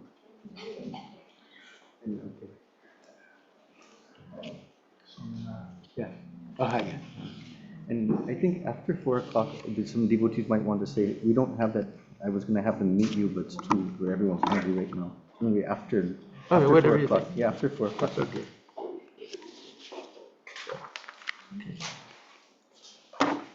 Okay. Very good. Thank you so much. Very nice. Very nice. Yeah. Lots of questions today too. A lot of questions. Yeah.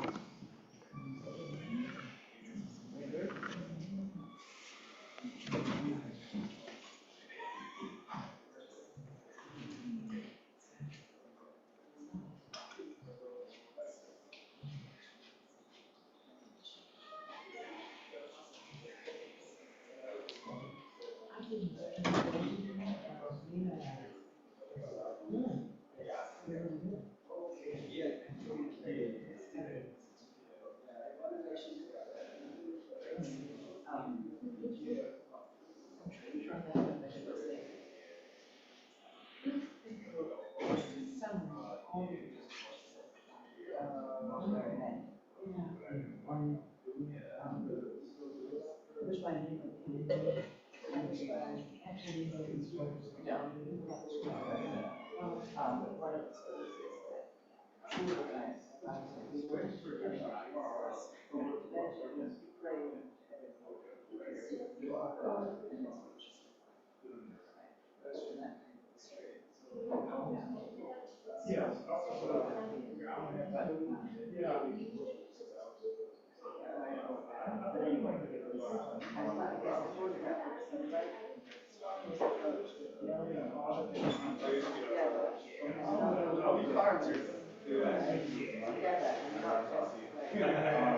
of rarefied intellectual that a lot of the teachers, based on that, a lot of the teachers state.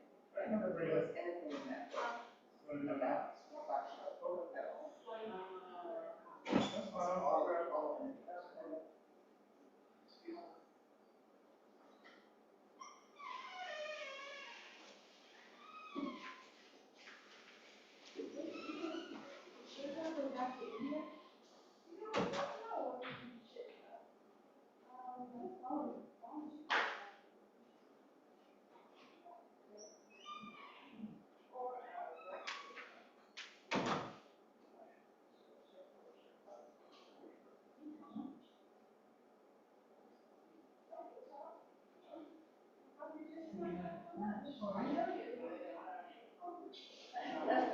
I know you, Swami. Yeah, we've been here and talked a lot.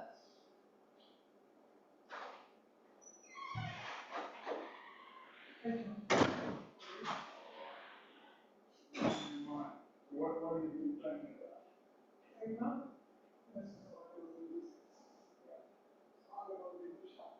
Devotion. Devotion. Devotion. Is devotion.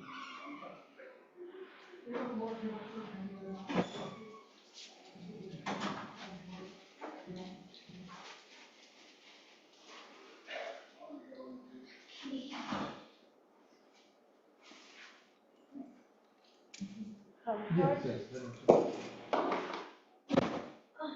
Is there a separate microphone? So what he told me that it works with the microphone that you have. Oh, I understand. Okay, I understand now. Yeah. Okay, yes. I see what he's talking about. Yeah. Oh, okay, I exactly know what he's doing. Thank you. Okay, all is well. This works. Okay. Okay. Thank you. Sure, thank you.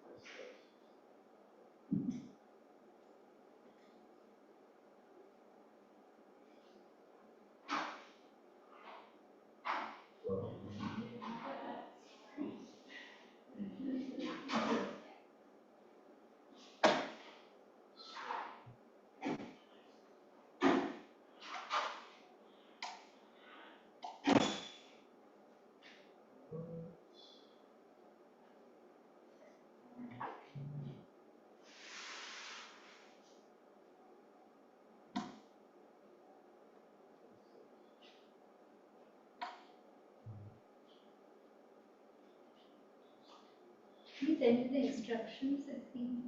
Yeah, I'll look at the message again. I thought it would just be, I'm just trying to figure out how to increase the volume.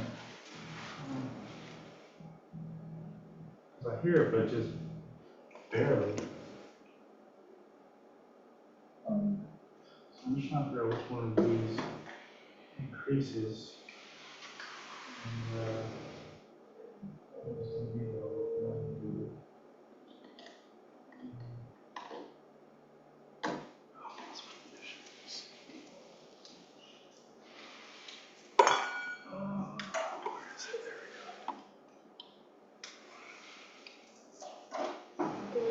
So, do we need to, is this, if we need to connect it to something else, the output?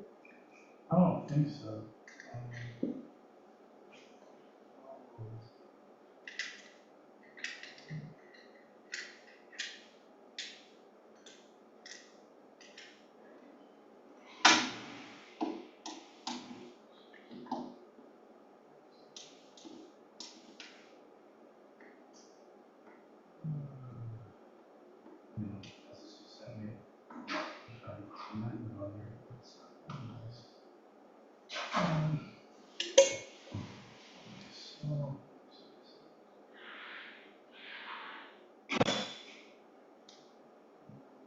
What is this level? Yeah, I dropped the level. You can feel free to play with it.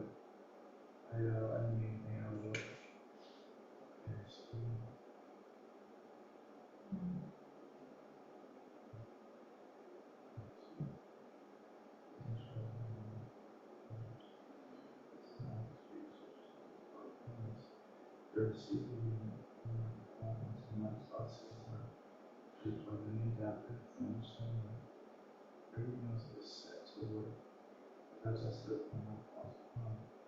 You may have to adjust the one. This will be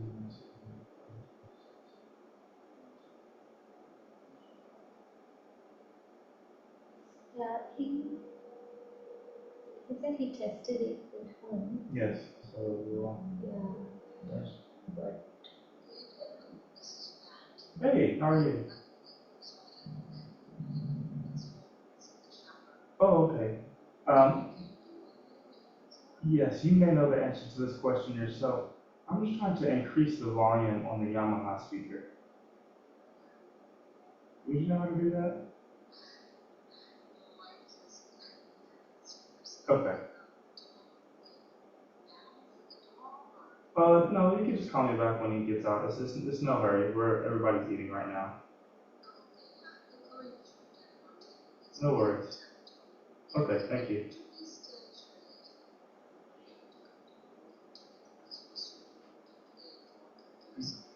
I'll let you know. Okay, sure. Okay. Bye. They don't seem to be good. Sure. And you are getting one, because I can hear it when you tap one. Yeah. It's just very low. So, let's try saying something. Hello.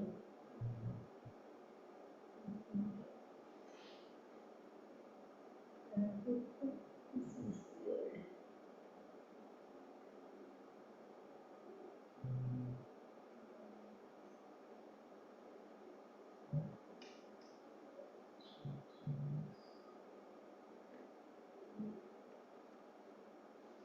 Oh.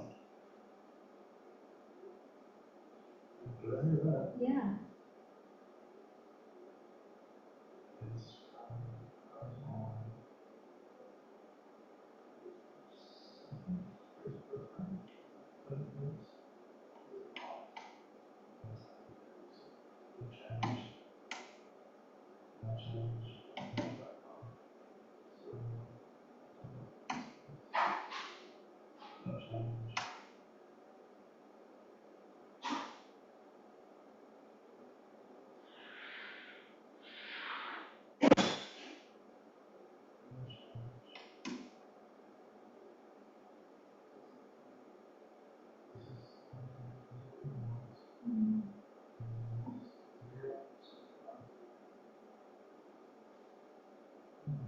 Oh, I think I figured it out. Okay. There is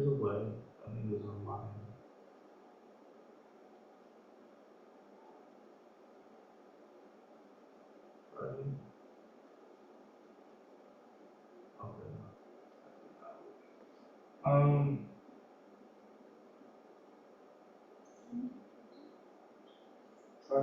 speaking into it. Hello? Hello? Yeah, it's not great. We're getting audio. That's the receiver. Oh, from the mic. Yes, that's the mic and this is the receiver. So the Even receiver is the going DB into is it's maxed out. right? Yes, Yeah. that's what I just changed. But I cycled through all of so them. what is 1 and 2? Mic 1, and then the other mic is mic 2. That's Swami's mic, which is currently off right now. Oh, okay, got it. So like here it's 1 and 2. Does this, if we connect it to 1? We try it. Sure.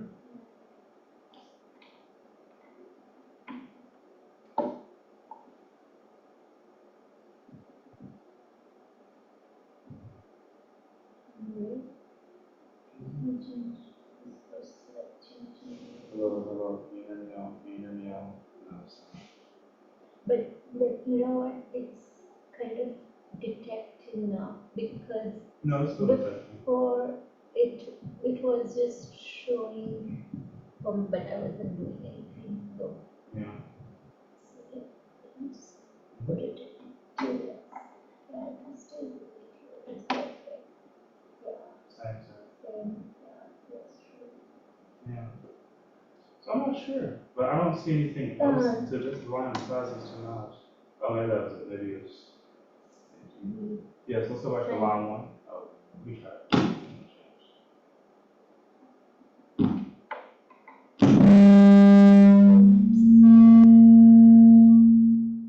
Test.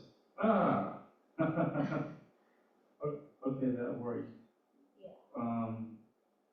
I don't know why that didn't work while we were here though, because there's no mic level here. Maybe this setting is for It's both for both. of them. Yes. Or maybe, I mean. Let's try it again for 2, yeah. Yeah.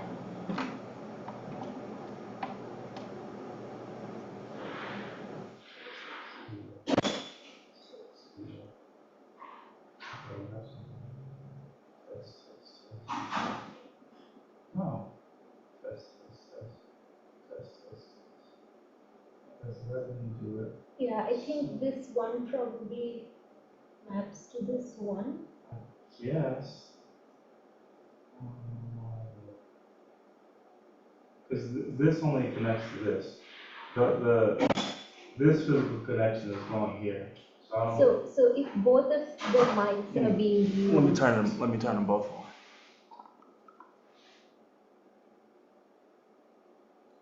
Okay. Can you try? Yes. Yeah. Okay. Test. 1, 2, 1, 2.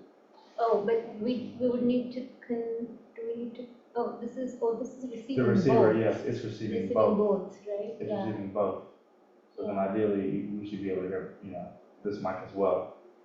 Okay. Oh, okay. So this is line only. This is both mic and line. Yes. So that's why I have it. Yeah. So then it should have been into 1 from the beginning. Exactly. Yes. Yeah. Test. Okay, we figured it out. Yes. And check with mic 2. Sounds good. Back to mic 1. Sounds good. Okay, perfect. Okay, so it needs to. Okay, that was the issue. The issue was it was on line 2, but line 2 only has line 1, or excuse me, input. That's a proper term. Input 1 has mic and line. Correct. So it just always needs to go on input 1 with mic. That's the solution. Yeah. Okay, great. We'll go eat. Yeah. Thank you. Great. Thanks. Cool. Now we both know. Yeah. Yes. Now we both know. Very good. Always trial and error. Yes. Troubleshoot, it's half the battle. And also the projector, like this place seems to. Yes, it covers more area. Covers more area. And I did that initially. The only problem with that is because we've had so many more people lately. Yeah. I didn't want to block those seats off. Yeah. But yeah, I did that from the beginning, and the further you move it back, the more surface area you'll get. Yeah. But, if we have a full house, I just brought it up so that people could sit there. Mm-hmm. But, it's fine. Yeah. It's fine. I mean, I think like videos, even if it is closer, it's fine. Just with the lyrics, I was like seeing people trying to squint. Yeah. I understand. If we So can, yeah, and another thing I was thinking, maybe like we should just have it in a Word file where we can increase the font in the file itself. Oh, I think that's fantastic. Yeah. So and just blow it we up are that not way. exactly. Yeah. So we don't have to worry about the space or the project. I agree. Excellent. Okay. Okay, good. We'll see you inside then. See you then.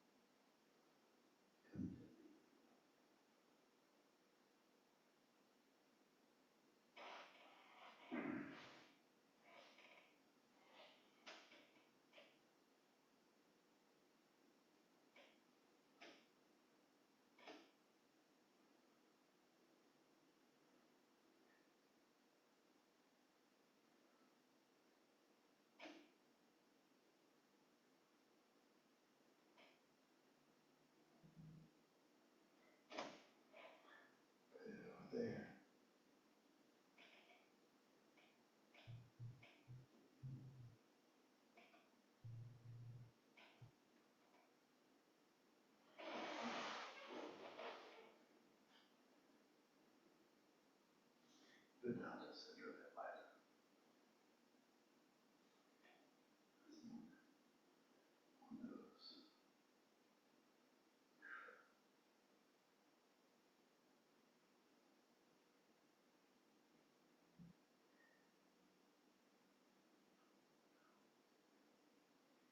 Two to four.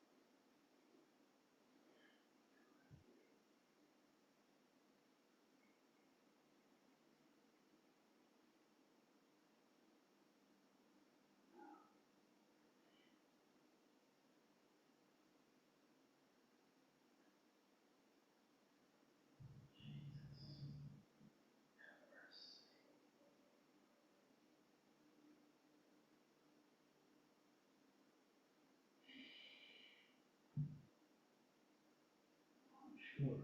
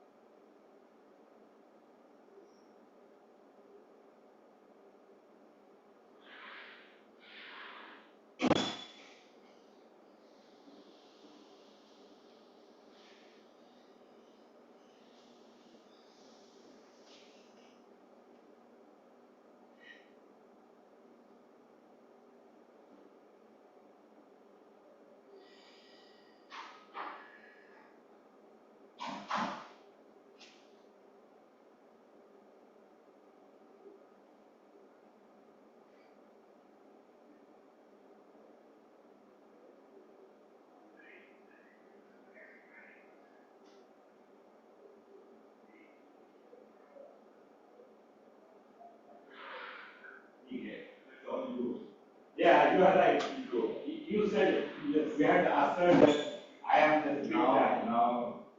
Exactly. Now it makes sense what you say. It makes sense. Once it's done, then at 4 o'clock you don't have to rush and look for him. So it's able to get it.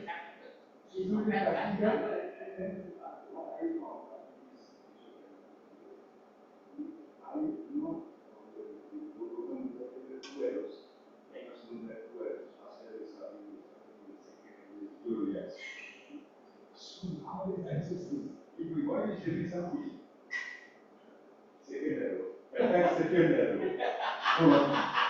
So calm and quiet, it was very home. I agree with you, brother.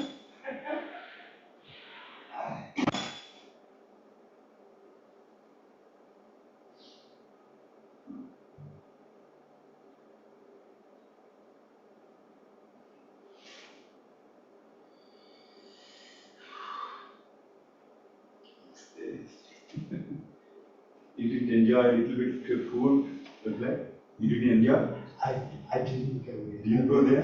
Why? I will later. Okay. Yeah.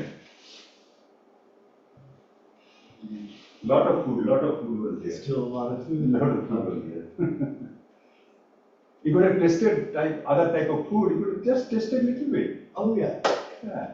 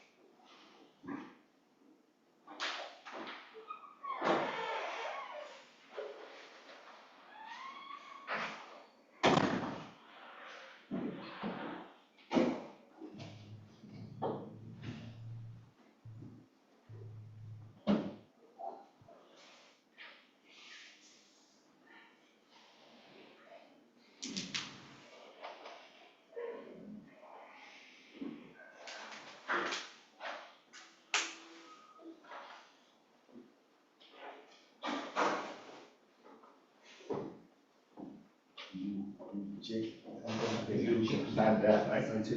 Yeah. Because looking, because somebody has a book there. Oh,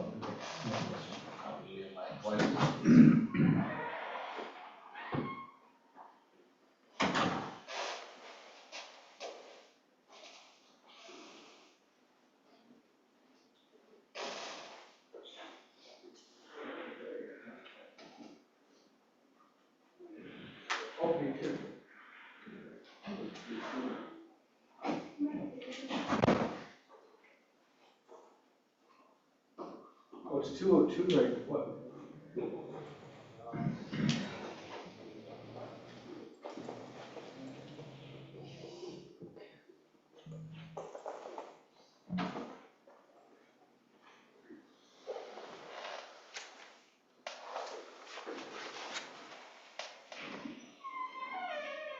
What's this next part? The mantra, Huh? the point of the mantra. Okay. Mantra, I think it's meditation and japa. yeah, japa. Meditation japa, okay.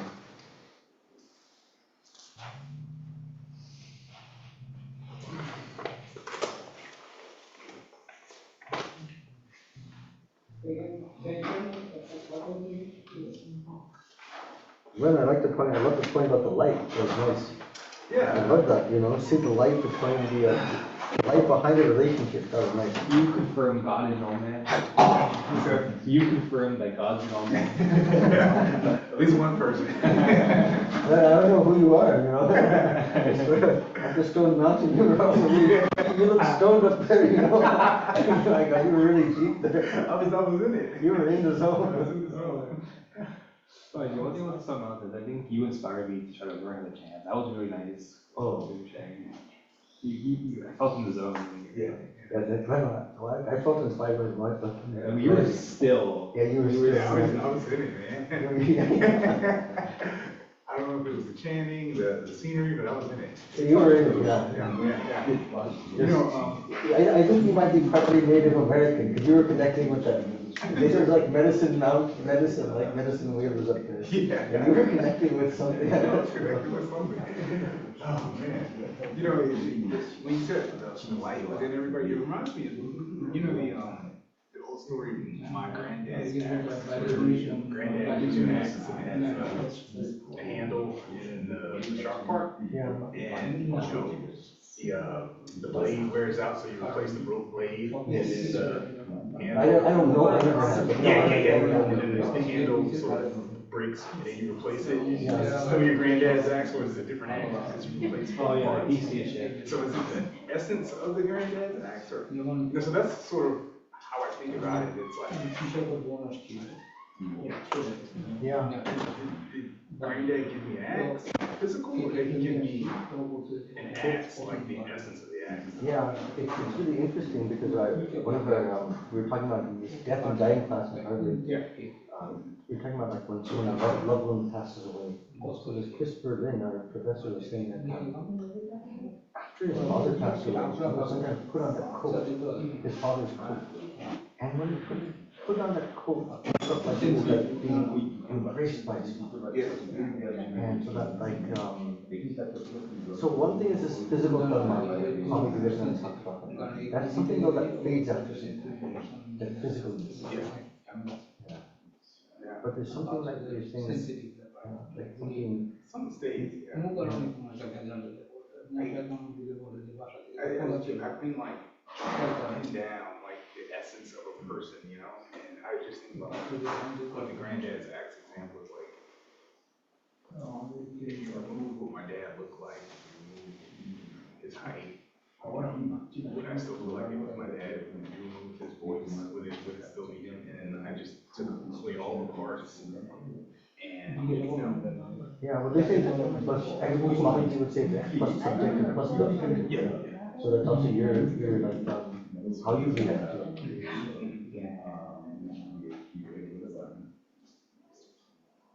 That's interesting.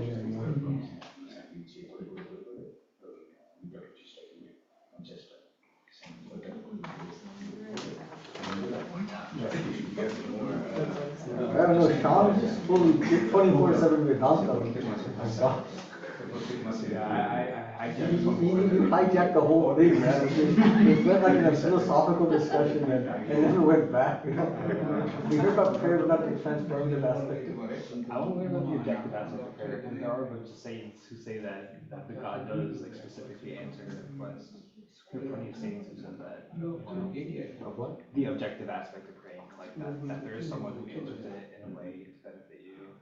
I'm interested in that because I've heard plenty of saints that actually does happen. That someone does listen and give you the response. Yeah. But the question is, Swami is saying, is that something subjective? Is it just the process of prayer? Or is there an objective being that's answering that? I honestly think there is an objective being. Or is it the Atma itself that's answering that? That would be the objective truth then, right? Yeah, subjective. Swami, yeah. Yeah, he is. Yeah, I wish I know. I'm not that.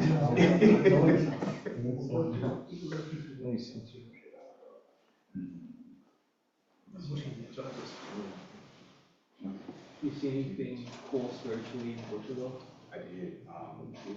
They have a lot of temples and monasteries. I know.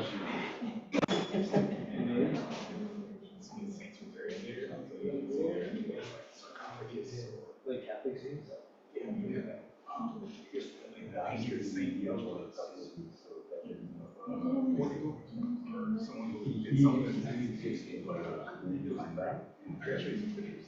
Yeah. He is going to check. Trying to, I'm trying to do this. Did you? I am driving, but I'm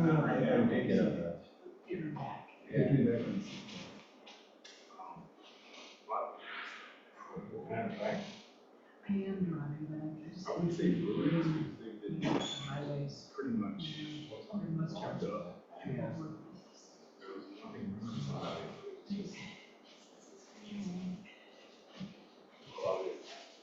Where's that mic?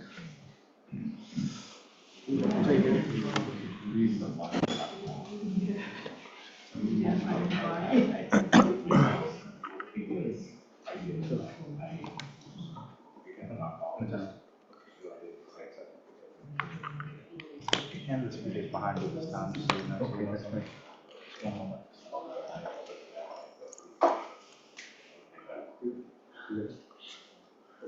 Okay, so we're gonna start.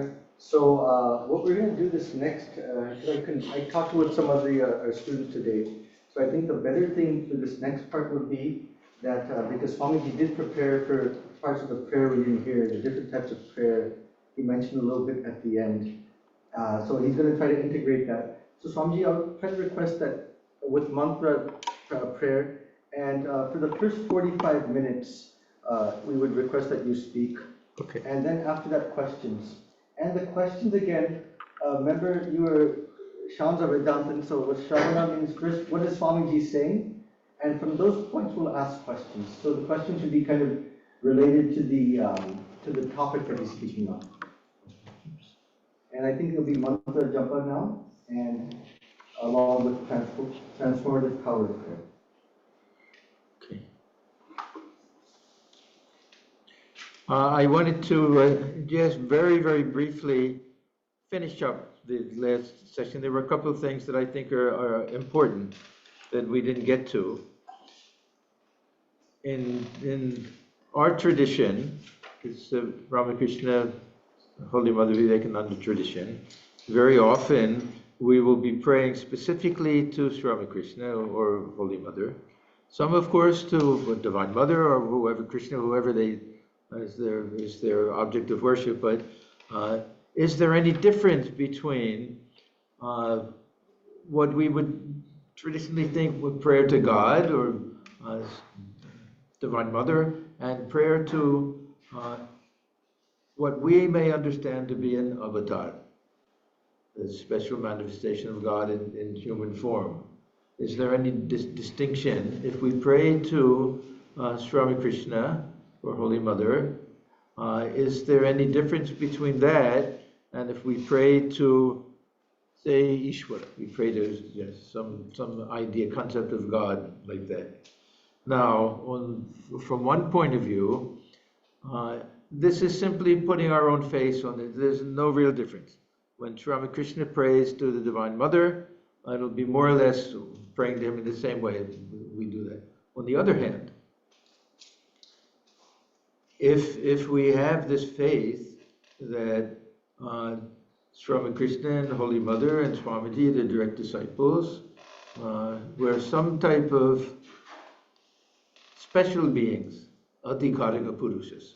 We have this term in the Great Master, that they were born with a special mission, that they're Nitya Siddhas, they're ever perfect souls, that when they give up this human body, they do not become merged in Brahman.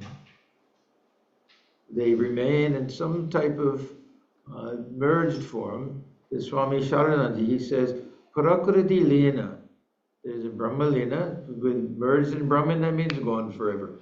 The soul has reached the end of the journey, and that's the end. But these great souls, that they can remain in a state where they're somehow available to us, or available to take birth again. If we look at the vision that Sri Ramakrishna had of Swamiji, that he was one of the 7 sages, that he was in that state of samadhi.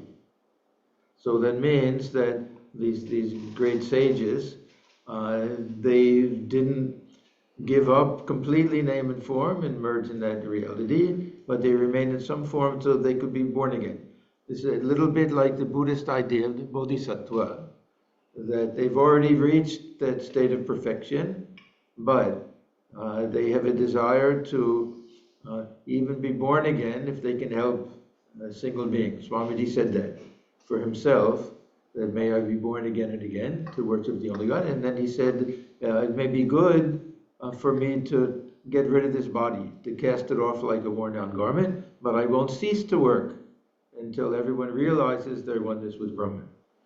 And so if we have this idea that Sri Ramakrishna, Holy Mother, Swamiji, these other Nityasiddhas, that they are still available to us, and we pray to them, do we have can we have some faith that they can answer our prayers somehow?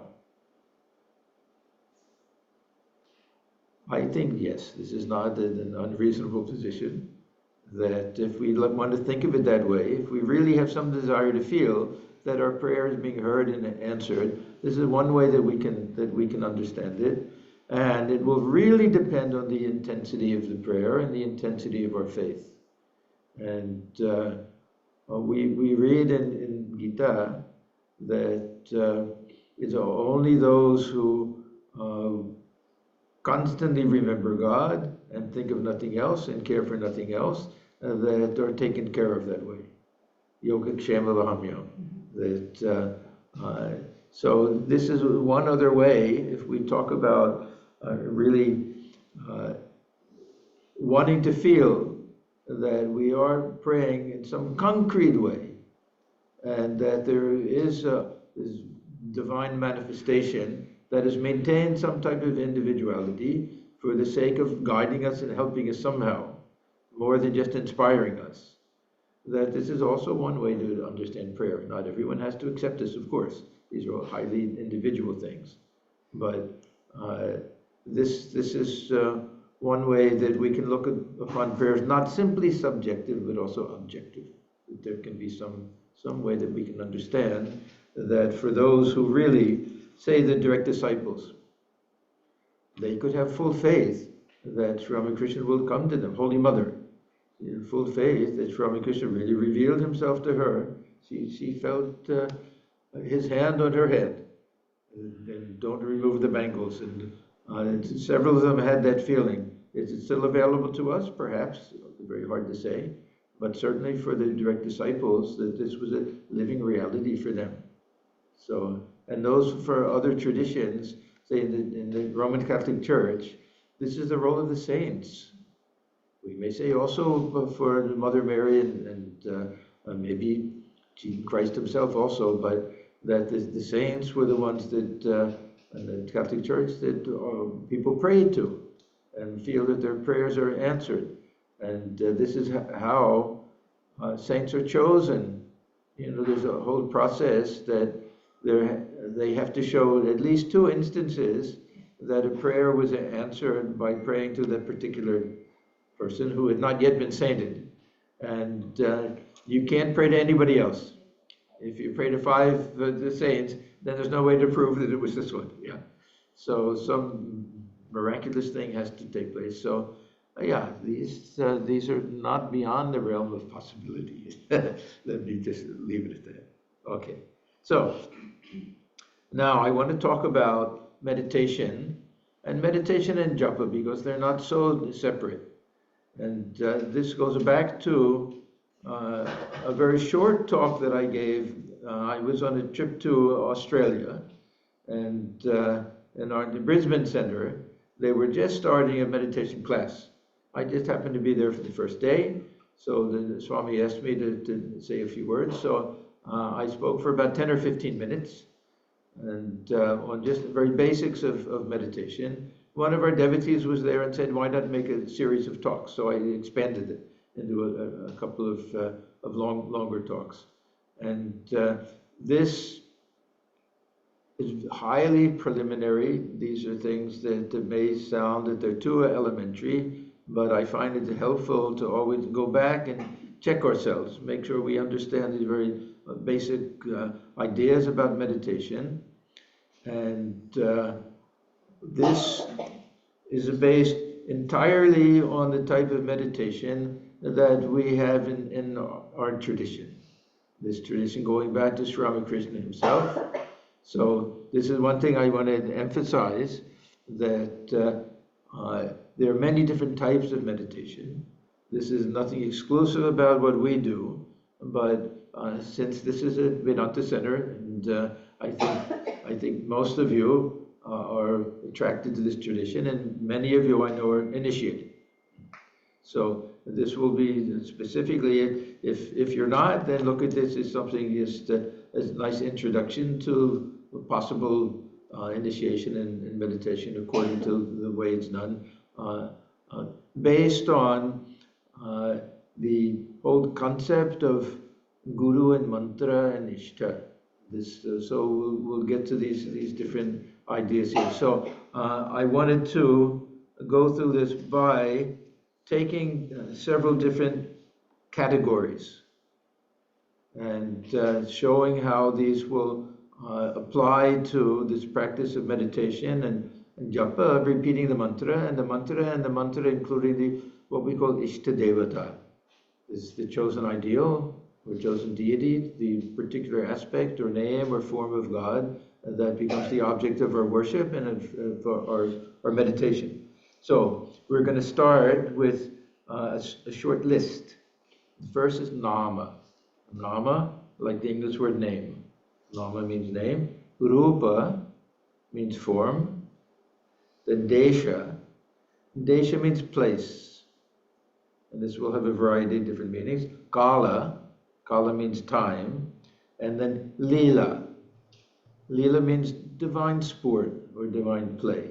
So these will be all different elements that I'll try to explain in terms of this practice of meditation and repetition of the mantra japa. And one of the things that is always a question is what is the difference between meditation and japa? This comes up very often. What is the difference between meditation and japa? And there are different opinions on these things. There are different opinions of these things. For some, meditation won't involve repeating the mantra at all. For others, it'll be with repetition of the mantra, only more emphasis on focusing on the visual image of the Ishta Devata. Japa may be more or less the same, only keeping track of the number, or it may be more focused on the name and less on the image, or everything may be combined.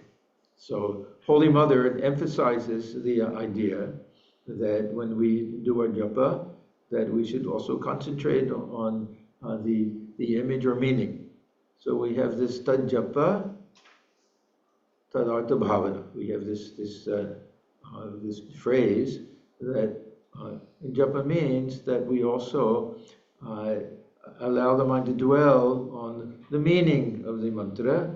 And meaning of the mantra doesn't mean that there'll be some deep philosophical meaning. It's not like aham paramasmi, something. The meaning may just be the Ishta Devata. So if we say Namah Shivaya, what is the meaning of Namah Shivaya? Well, it means salutation to Shiva, but what is the artha? What are we meditating on? Shiva himself, or what Shiva signifies for us. So this distinction between japa and meditation gets blurred and a little bit confusing. At the very least, we can say that japa generally involves keeping track of the number somehow, either with his rosary, the mala, or counting on the fingers, or even according to the clock. There's our Mahapurush Maharaj, Swami Shivananda. He said, yes, because some people complained that if I have to keep track of the number, that somehow it makes concentration more difficult. So he said, you know how long it takes to do, whatever the number of japa that you do, and then just repeat it. If it takes you a half hour, then just go, when the half hour is over, you've done the number. But generally, there'll be a certain number or certain rounds that we do, 108, that will mean that we've done our japa that way. So there won't be this big distinction between this meditation and japa, except when it comes to this idea of visualization of the Ishtadevata, as opposed to repetition of the mantra. And we'll see that there's a very big distinction when it comes to that. Okay, so now, name and form. One thing we'll find in devotional practices, and yeah, let me emphasize again that the type of meditation that is done in this tradition, and in most traditions in India, is devotional. Actually, the meditation that's done according to Jnana Yoga and the Upanishads is not really meditation, it's very deep reflection.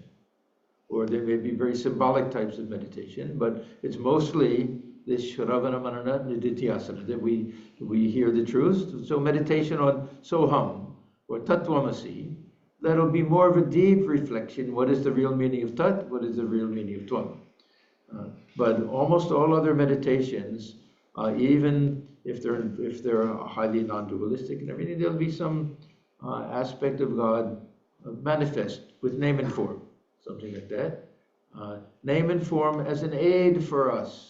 So what I started to say was in the devotional schools, we'll find that there are certain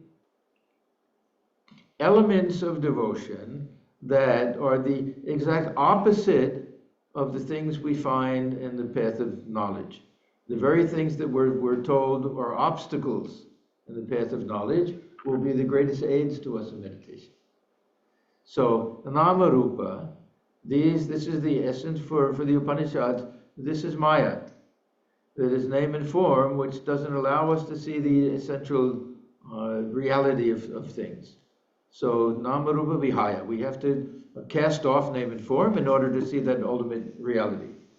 So, the same name and form that will be some superimposition, it will be hiding the nature of reality, will be the greatest aid to us in meditation. We make use of these things. Another example, we have this idea of I and mine, that for the path of Jnana Yoga, that these represent the greatest obstacles, that this idea, aham and mama, that these represent Maya, that these keep us tied to individual things and everything. On the path of devotion, we want to increase this feeling of I. Yes, I am a servant of God, I am a child of God. And Mama, yes, the God belongs to me. That this is my center, that my Gurudev. Not in a bragging type of way, but that type of connection. So we'll find that so specifically here, Nama Rupa, that these will be the anchors for us in meditation. The name and the form. And this name and the form will go back to this idea of Ishta Devata. Ishta means that which is chosen somehow. And chosen either by the Guru or in consultation with the Guru, or we can even sometimes request. The Guru may say, is there any aspect of God that you like? And we may say, yes, I worship God as Shiva. And they say, very good, I'll give you Shiva mantra. Yeah. So it depends on that relationship, Guru-disciple relationship. But the Ishta Devata will be that form of God that appeals to us. Now, the essential feature of this concept is that everybody has their own. Is that there's nothing, again, there's nothing absolute. And this is the most important thing to remember, that because something is subjective and not absolute, it doesn't mean that it's not real. The substance of it is the important thing. The name and form are the things that allow us to access it. Sri Ramakrishna gives this beautiful illustration of people who take water from a pond. We generally understand this to refer to different religions. that the Hindus take it and they use a type of pitcher and they call it jal. And the Muslims come and they have a certain type of sack that they use. They call it pani. Christians come and they have a bucket and they call it water. Substance is the same. But this has a second type of meaning, this analogy, that in order to take this water, it has to come, we have to access it by using a container. And this water is always formless, and at the same time always takes a form. Now this is a curious thing about water, any liquid, that in itself it's formless. As soon as you pour it out of the bucket, it no longer has the shape of the bucket. But as long as it's in the bucket, it has a shape. And if we want to access it, we have to use some type of container. It has to be particular, no matter what it is. So this is the Ishta Devata, that we're using this name and form to access that water. The name and the form are secondary, but vitally important to us from an emotional point of view. But it's the substance that's real. So everyone can have their different name and form, but it's the same substance. So this is Ishta Devata. This will generally be part of the mantra.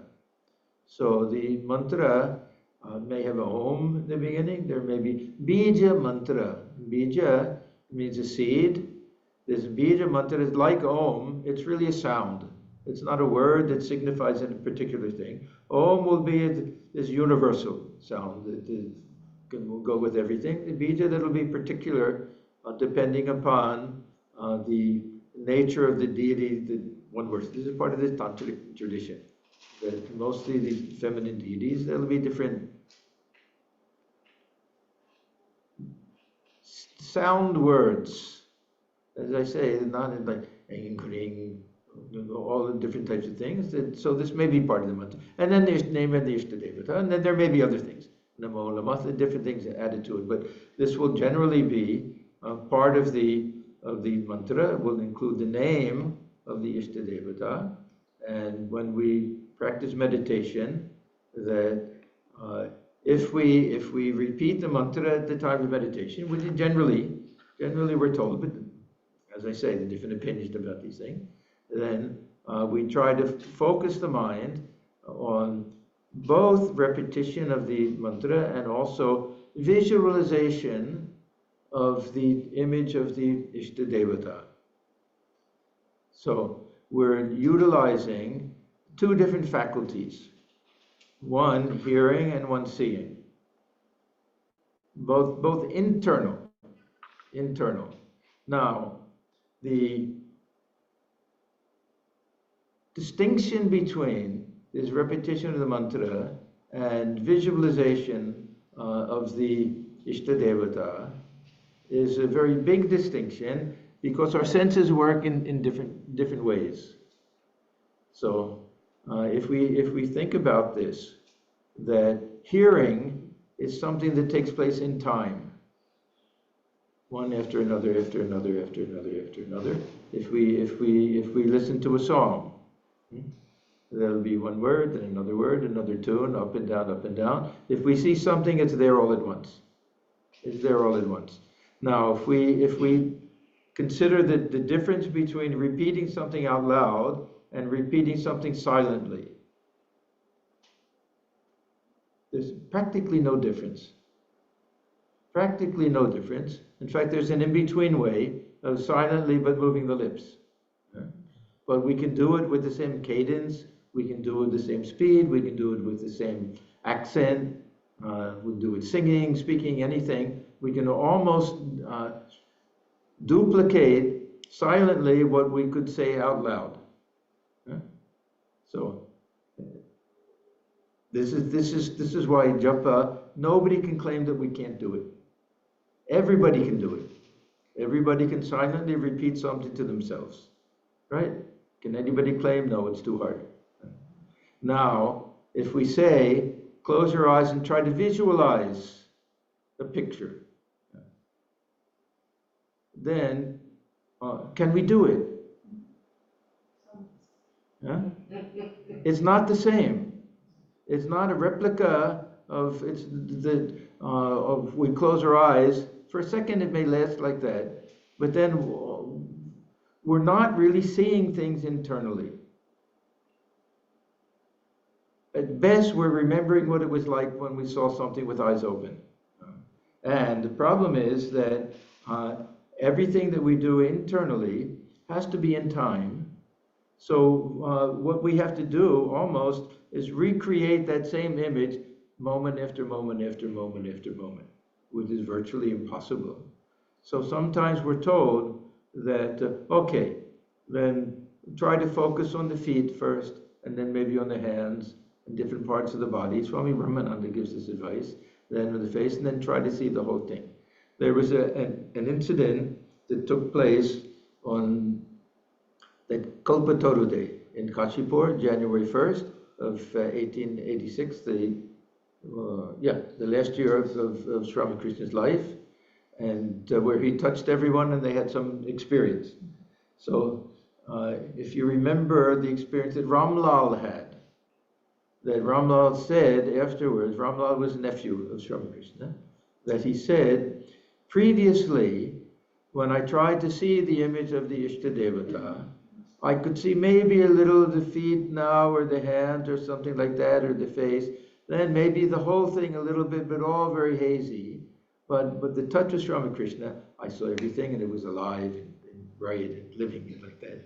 He said, so that the ordinary mind will not be able to do that. There's only some very special, we go to some very special higher state.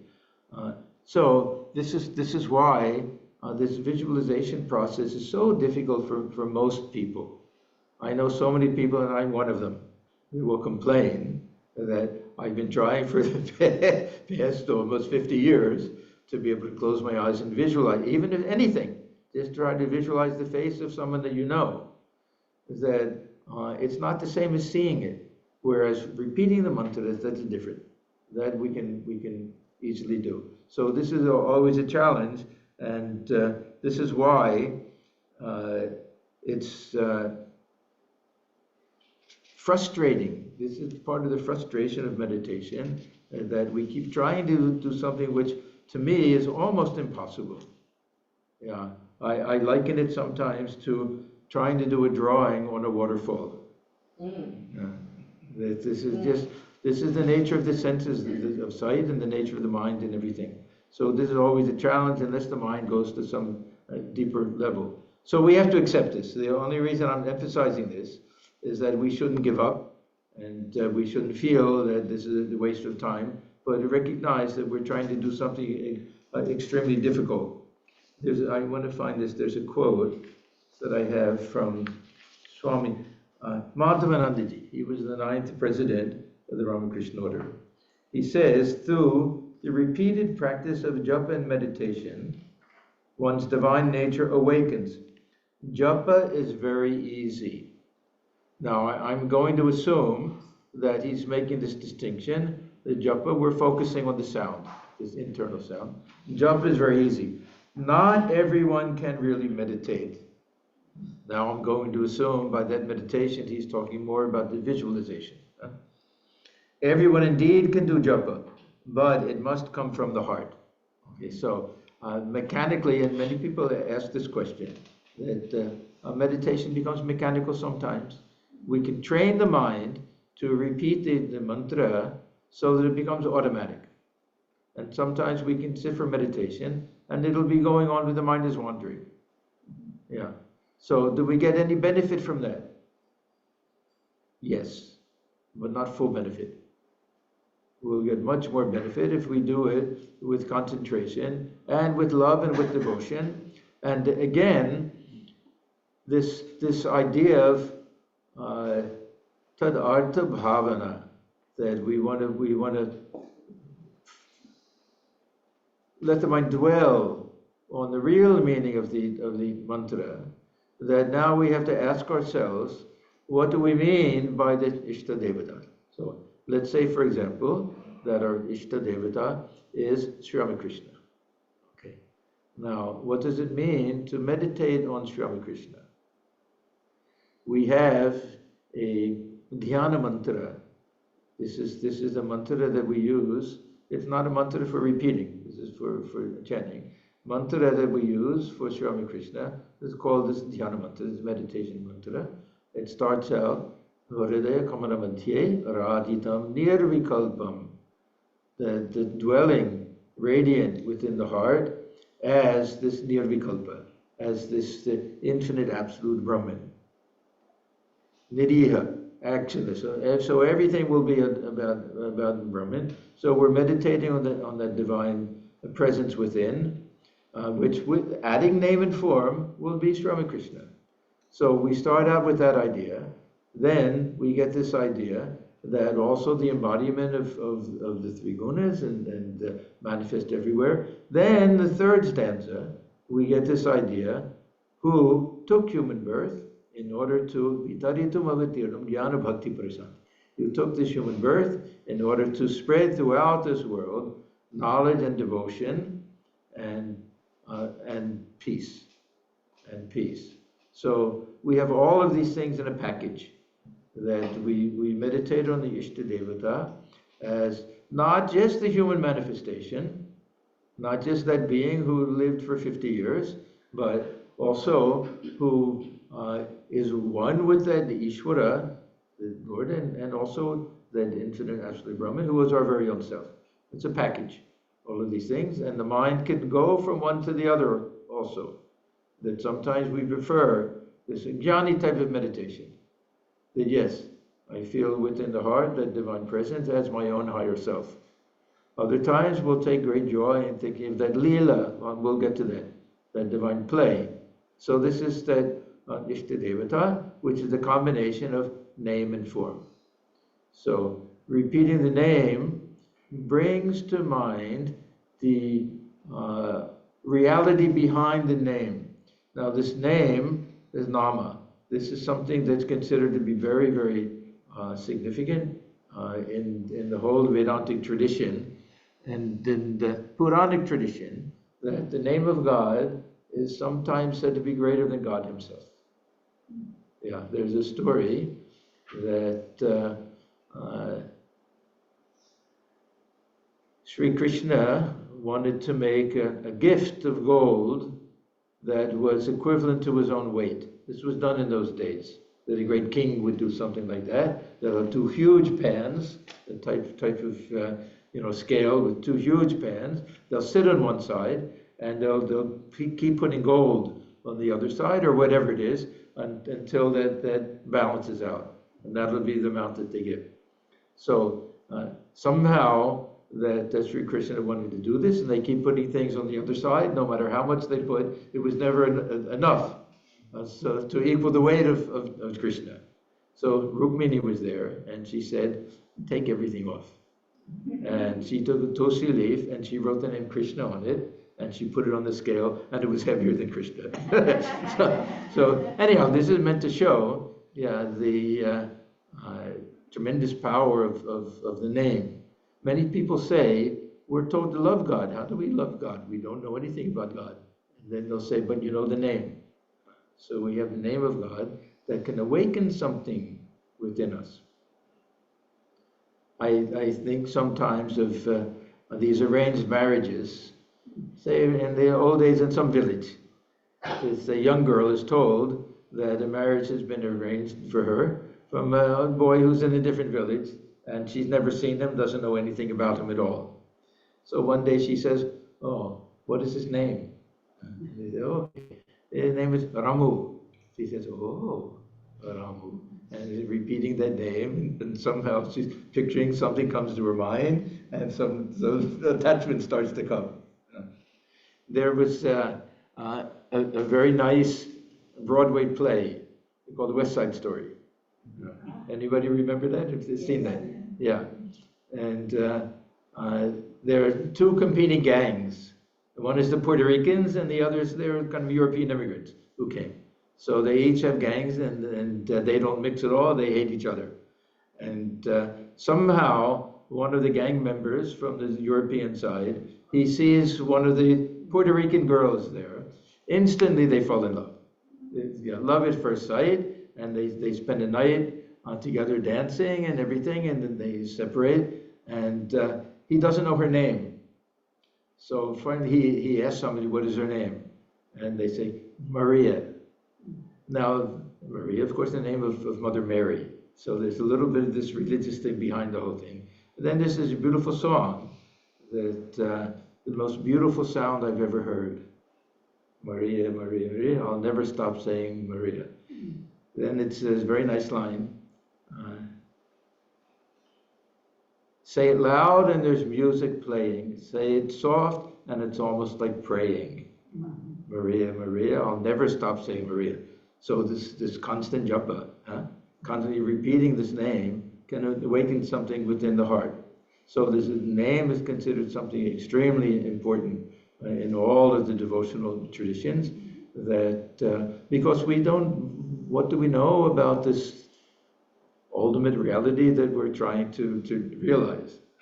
But we have the name and the form that can help awaken. Everything is awakening, opening the heart center somehow through this practice of meditation. This is why I say that it's really a devotional type of meditation, but that idea that our Ishta Devata is the self within, that also has to be there. So that's the other side of the whole thing.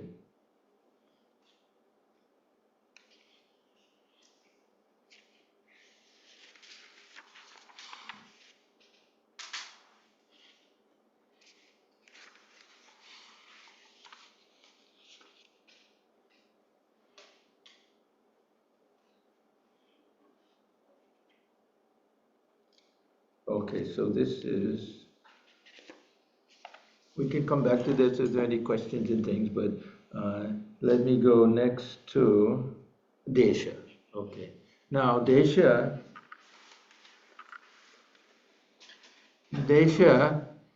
means place, and it has many different meanings, of course, but in the Gospel of Sri Ramakrishna, one of the common questions that is asked to Sri Ramakrishna is, where shall we meditate?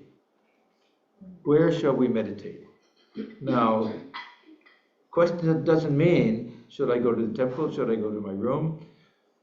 Where should I picture the dwelling place of the Ishta Devata? Now, we have different traditions. Some will meditate, picture the deity sitting on the head. Sometimes we're told that there's a place for the guru. Some will meditate between the eyes. Sri Ramakrishna, he talks about the different traditions. He'll say that, again, with his Vishnu Yoga and Shiva Yoga, that they may different, but in general he says the heart center. Danka Marajaiga. He says there's a place beating the drums. This is a famous, best place. So the heart center. And some people may say that, okay, this is a very devotional thing, but how about for the jnani? The jnani, we hear, okay, between the eyes or the top of the head. But you look at the type of meditation from the Upanishads, everything is the heart center. And the heart center, this is the dwelling place of Brahman, Brahmapura, the city of Brahman. That this Angushtamatra, the size of a thumb, that the real self is dwelling within. Everything is the heart center. This Ramana Maharshi, that he said that if you ever point to yourself, you say I. You don't say I. Our sense of identification is within the heart center. From a devotional point of view, the two vital organs that we have are the two that are connected with our emotional state of mind. The lungs and the heart. So that we've this feeling of love, the heart pumps. Yeah? This feeling of fear, all of that. This is why Valentine's Day there's always a heart. It's connected with love, yeah, because that we feel it there, and also the breathing. That we get excited, the breathing will increase. So from a devotional point of view, our sense of emotion is there. And this is considered the seat of the mind also. And much of modern thought will connect the mind with the head, identify head and heart. But really, everything is in the mind. This is a little bit of false distinction that there's only one mind, and it'll have this intellectual side and emotional side to it. So I have my own theory about this, why we connect this intellectual stuff with the head. Not because of the brain. That'll be the first thing. Well, obviously, the brain is there. We don't have any experience of the brain. But all of our senses are there. That the eyes that we see there, that we connect thought with speech, and the organ of speech, that everything is there. If we can imagine that our ears and our nose and our mouth and everything were on our knees, we'd probably feel that we think in our knees. Yeah, they're all kind of a psychological kind of thing. But anyhow, the Vedantic position is that everything is within this heart center. Now, when we meditate, if we're told to meditate within the heart, we forget about this physical. It has nothing to do with this physical heart or anything, even though we may understand the way the organs work and everything. But this cavity of the heart, the cave of the heart, we have all these expressions from the Upanishads that hidden within the cave of the heart,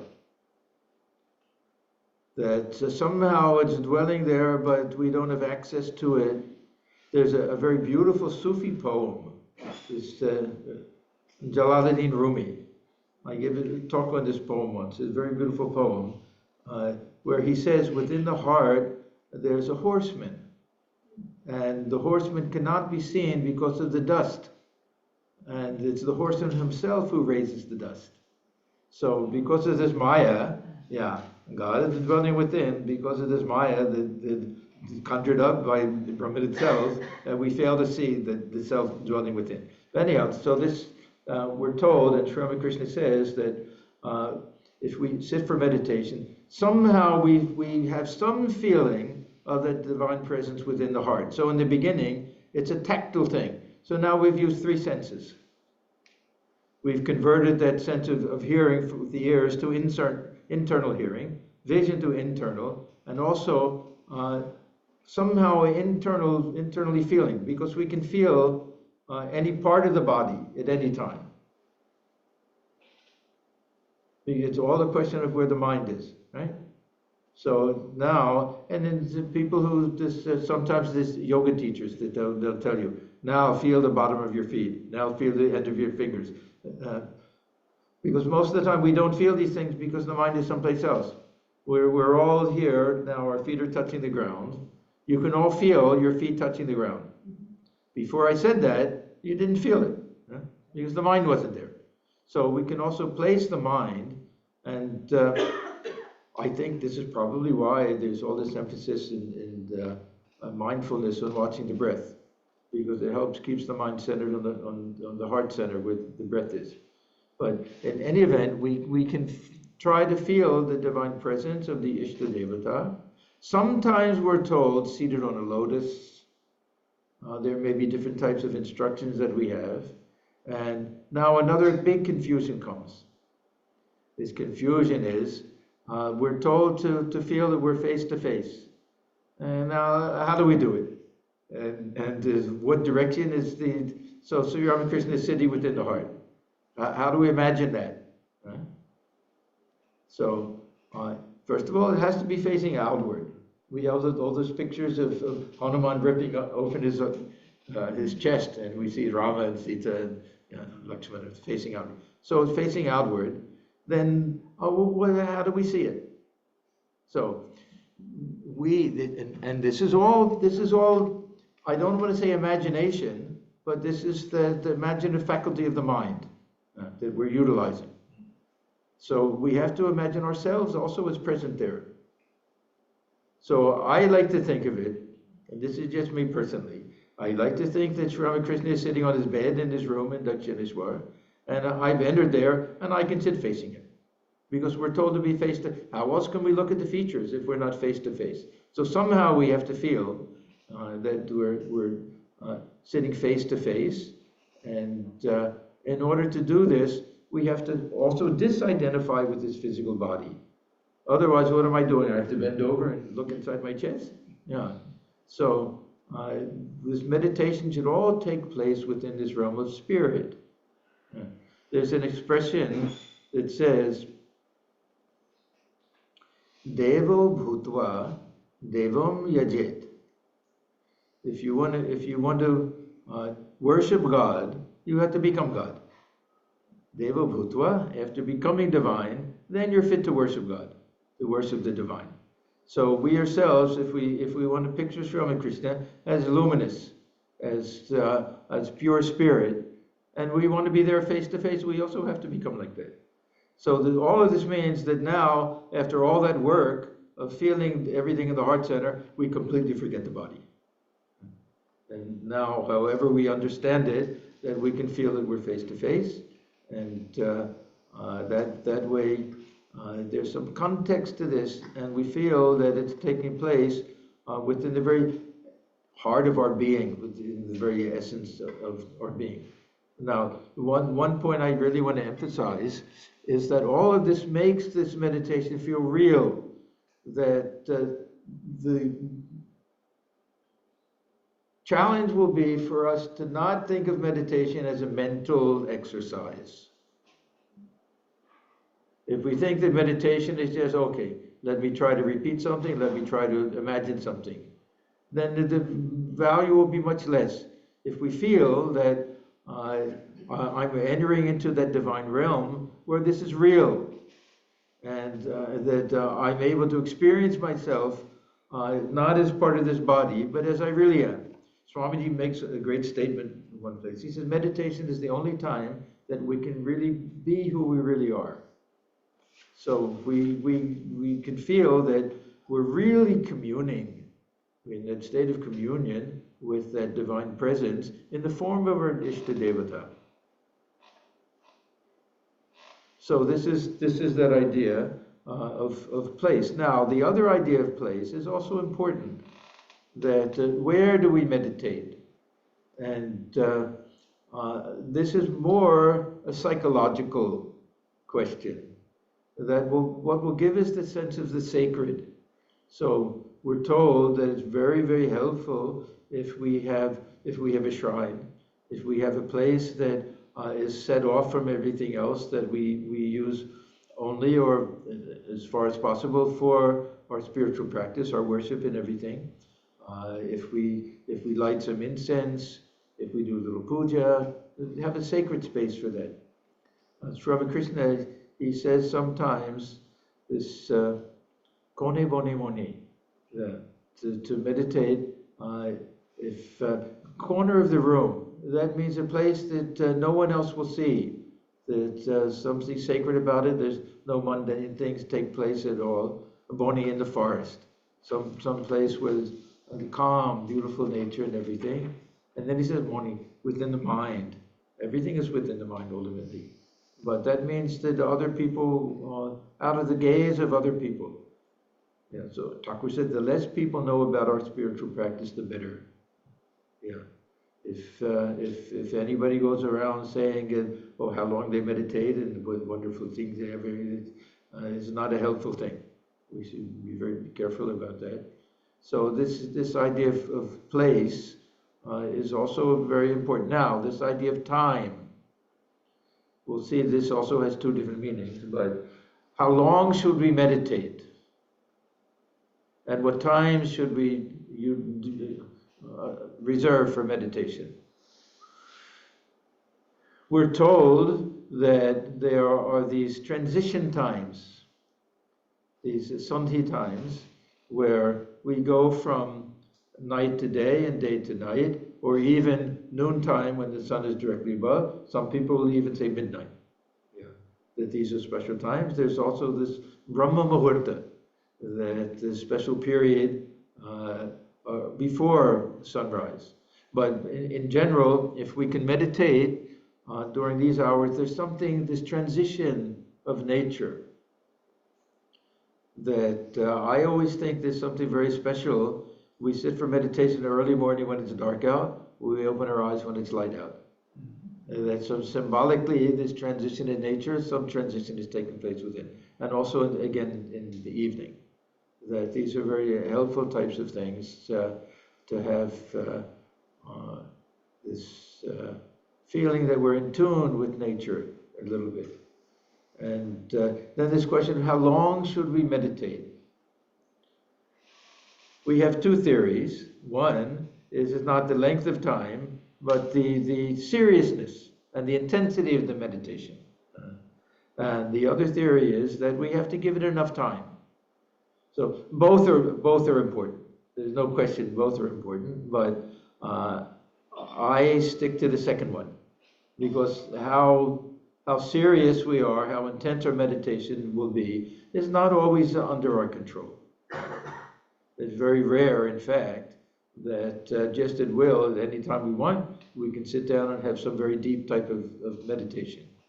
And we also have to consider how long does it take for our minds to get quiet? That sometimes it'll take a long time. The mind will run around and will say that the mind is not in the mood to meditate today. Let me get up and do something else. Other times we may find that it's not until the very end. We may spend an hour of the mind running around and it finally gets so tired that it becomes quiet. And then we have even we have 2 minutes, 5 minutes of good meditation after that, we say it was worth it.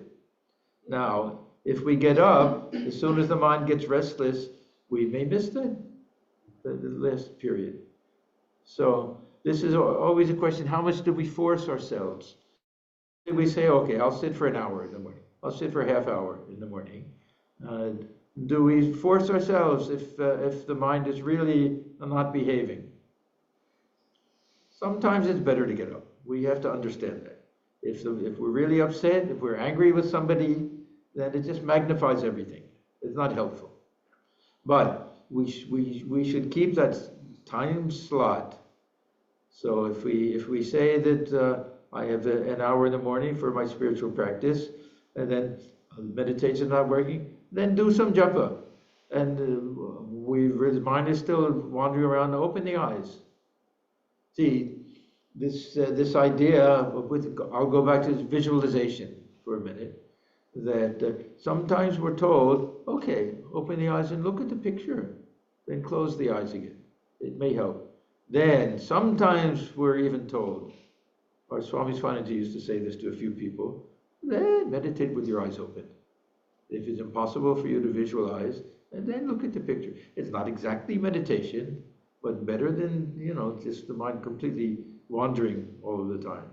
So this is also one possibility that we can do. But otherwise, we may do some worship, some chanting, some other things. We shouldn't lose that time slot. This is my point. Yeah. So if it's instead of 45 minutes of meditation and 15 minutes of bhajans or something, and then we do 10 minutes of meditation, but we fill it with the other things. Do some spiritual reading. Oh, one thing that I find very helpful is preparation for meditation. That sometimes we think we'll just get up or come home from work, immediately go to the shrine and meditate, that we haven't prepared the mind for it. So I have a habit that I formed for many, many years, that when I get up in the morning, I'll take a shower first, I'll have a cup of tea, and I'll do some reading. So I'll be awake for an hour, usually before I sit for meditation, so that the mind is really in a mood for meditation. Because meditation is really something, a question of mood, that we have to have that feeling.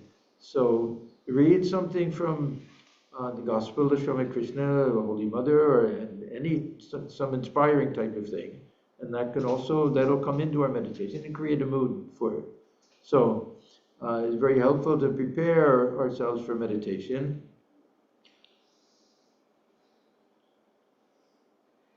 If we have the feeling that in meditation we're coming face to face with that ultimate reality that with our Ishtadevata, then we should really feel that, yes, let me take a shower, let me look nice, let me really, this is kind of a date night. Huh? Let me prepare for the whole thing, that there's a great opportunity. Yeah, I'll get to this a little, let me not get ahead of myself with this Leela. Yeah. Okay, so we have this Kala. So this question of length of time, that we shouldn't shortchange ourselves. That sometimes we have to push ourselves a little bit, but again, we have to know that if we push ourselves too much, we may give up completely. So this is that dilemma.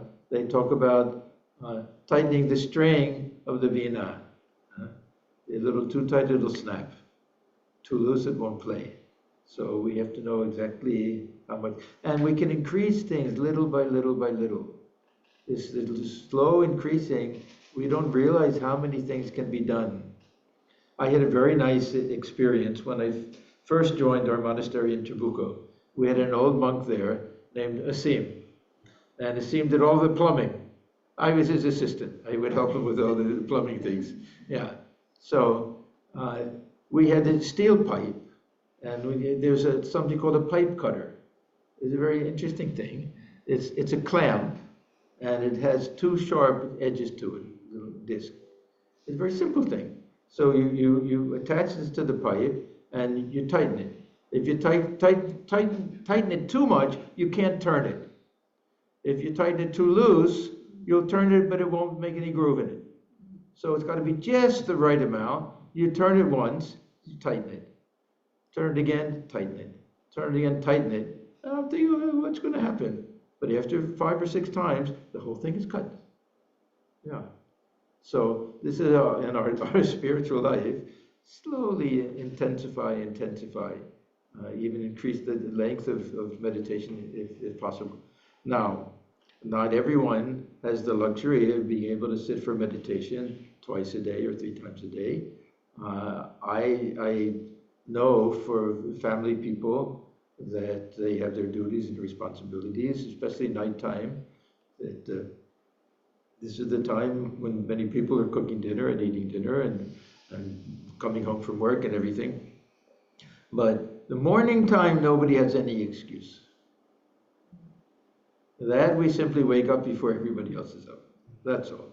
And people will say, is it better to sit for a shorter period of time and be more wide awake, or to sit for a longer period of time and be more tired because we didn't get enough sleep? Yeah. So that's our decision. I think the first one is a little bit cheating ourselves. Yeah. And better to sacrifice sleep a little bit, be a little bit tired. We're shooting for some big thing. This is a big prize we're going for. Yeah. So this is with regard to time. So we've done Nama, Rupa, Desha, Kala. Now I want to get to Leela. And now, if we go back to this idea that trying to focus on one single thing, the Ishtadevata. Of course, it has many aspects. It's not like we're just a single point or anything, but the image of the Ishtadevata, we're trying to focus on that, and the mind is wandering. So we recognize immediately that this idea of one-pointedness is a great challenge. This ekagrata, making the mind one-pointed. So the example that Sri Ramakrishna gives for this one-pointedness is with Arjuna participating in an archery contest. Yeah, in the old days they would have a contest where they would do all sorts of things. Sometimes they would release birds, and you had to shoot a bird like that. So Arjuna is ready to shoot, and Sri Krishna is there. And he says to him, "Oh, Arjuna, do you see everyone standing around, all the kings and all the people who are observing all of this?" He says, "No." He said, "Do you see all the trees?" He says, "No." Then he says, "Do you see the bird?" And he says, no. And then he says, what do you see? He says, I see the eye of the bird. Yeah. Now, point I want to make is that if he sees only the eye of the bird and he loses that somehow, he's lost the bird and everything else. It's too one-pointed. It's too one-pointed. If we give a bigger circle, then we can slip a little bit. We can go from one thing to another thing. This is this idea called gochara. That gochara, you know that word gochara, that it means a certain area, with a realm, within a certain limit. It means the area with which the cow, charati, can roam. So we have this idea that we tether a cow to a post, and we give it a length of rope, say 10 feet or something, so that the cow cannot go outside of that circumference of the circle that's defined by the 10-foot radius. Okay? So if the circle is too small, the cow will simply pull the post out, and it'll go outside and everything is gone.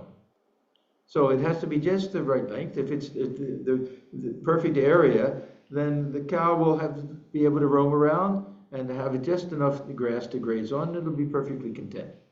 So this is this idea of lila, this type of meditation, where we allow the mind to roam within a certain area. So if we again use the illustration of Swami Krishna, if we imagine that we've entered into his room and that we're sitting with him, and we bow down before him, that he's looking at us and smiling, and maybe we'll see everybody else in the room. We feel that we're not only sitting alone, trying to picture in front of Swami Krishna, but Swamiji and Rajamana Rakal and Baburam, the other disciples, are sitting there with us. And some kirtan is going on, and Swami Krishna gets up, and he starts to dance, and they all go around him and dance. Whatever it is, now we can let our imagination run riot. We can picture anything that we want, that when Swami Krishna worshipped Holy Mother, the Shodashi, that can be our meditation. We can go out, we can take Thakur out to the Panchavati, have a picnic with him, we can do anything. There's one of our Swamis, Swami Parmeshanandaji, the disciple of Holy Mother. He was very poetic and very original in his thinking. He wrote letters to many people, and he wrote one of his letters that, today I discovered a new thing, it's called table tennis. That one stands on one side with his ping pong ball and plays with the other person. He says, why not in your meditation feel that you're playing table tennis with Swami Krishna? Yeah, so there's no limit to our imagination. He has beautiful letters about, in your mind, picture that you're with a young Godai, that you're in the mango grove, and all his friends are there, all playing together, and doing these plays and the dramas and everything the other. Let that be your meditation. This is something that was emphasized very much by M, the recorder of the Gospel of Swami Krishna. Whenever anybody came to him, he would say, have you been to Dakshineshwar? That was one of his first questions. And if the person said no, he said, come, I'll take you. When he was younger. When he was older, he would say, will you go there and come back and report to me? And he would say, when you go, don't go as a tourist, don't go to sit there with eyes closed, but go and deeply etch in your mind everything that you see in the room. Remind yourself of all the incidents that took place there, and so that when you sit for meditation, you can bring these back into your mind. So when we do our meditation, we all know that simply repeating the mantra and focusing on the image of the Ishtadevata, we all know how difficult this is. And we know that the mind will wander. Let it wander within a circle. Don't let it leave that room. Let it stay within that room. And that way, we don't have the exact intensity of this one-pointedness, but it'll bring tremendous joy and very beautiful type of meditation. And at the end of that meditation, we'll feel that, oh my goodness, where was I? The whole mind got absorbed in all of that, and that we've gone back into time, that we've transcended space. That, so again, this time and space, there's a secondary meaning of that, time and space, that we do this time travel and space travel in our meditation. There was a very well-known Swami named Baba Ram Das. He was you know about him, he was a Harvard professor. He became a disciple of this Neem Karoli Baba, and he wrote a very famous book called Be Here Now. Yeah, and all about this kind of, before they used the term mindfulness, but it was really mindfulness, that remain in the present. Don't let the mind wander. Yeah, don't be present to every moment, everything that's happening. So be here now. This is the opposite idea. Be there then. Feel that we're living there, and we've gone back into time. Now, there's a practice that is done by the Vaishnavas, and Sri Ramakrishna, you know, he